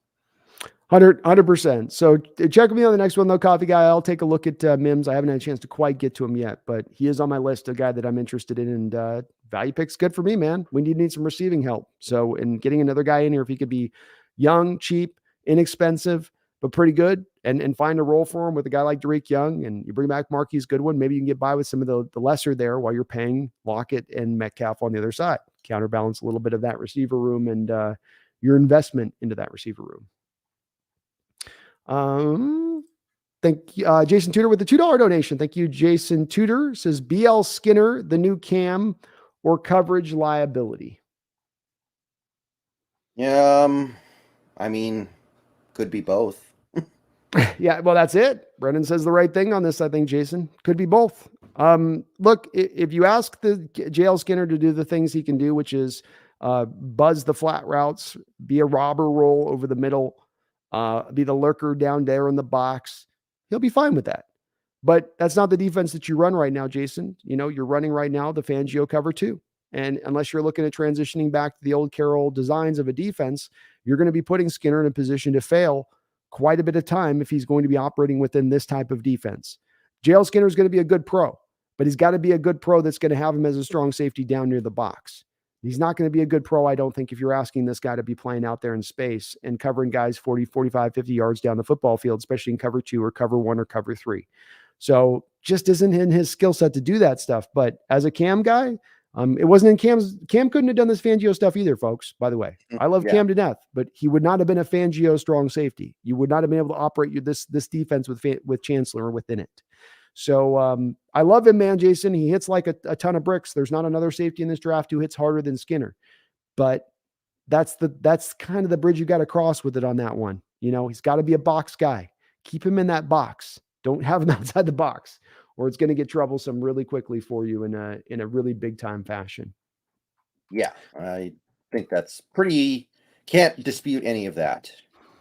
It's an exciting player. He'll go second round, probably do, Jason, but he'll go to one of those like Salo might take him, or I get Niners don't have a second round pick, I guess, but so one of those teams that plays more in the shell 4-3 defense brings up the guy down there. You're going to see him go to a defense like that probably when it's all said and done.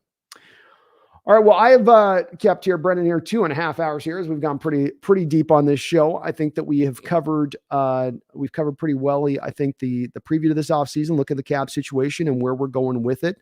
We're going to just bounce back and forth on this one, Brendan, right? A little absent outside the season. So we'll go back to your channel and back here, back and forth. Do you want to just do a quick bouncing back? I guess we talked about that. Yeah, right. So next week will be on my channel and it will be all Geno Smith all the time. We're going to have the Geno Smith discussion.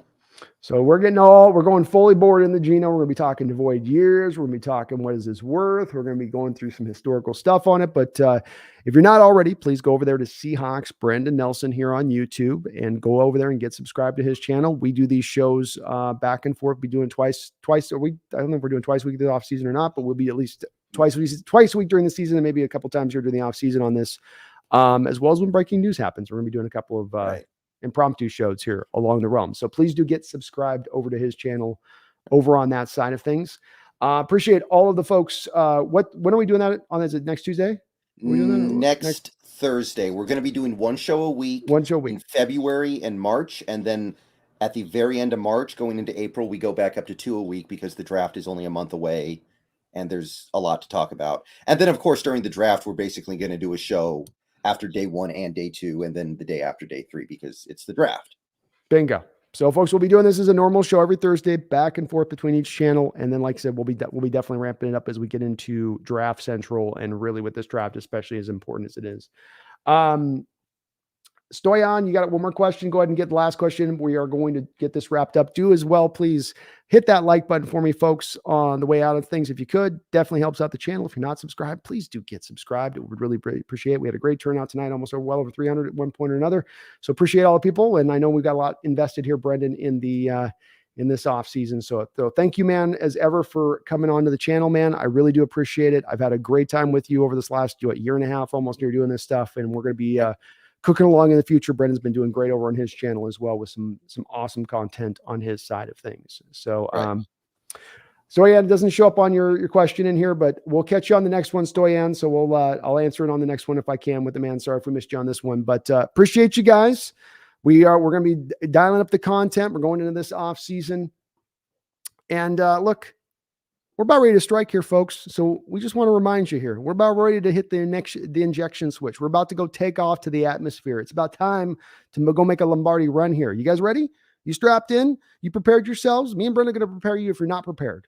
So if you're still questioning, if you're still wondering, if you're still thinking we're far away, we got years to know, we don't. And we're going to remind you that right now. So please don't you ever forget, not even in off seasons, not even coming off of a rebuild year, but especially right now as we're about ready to strike. Don't you ever forget, my fellow Seahawks fans, go Hawks. Go Hawks.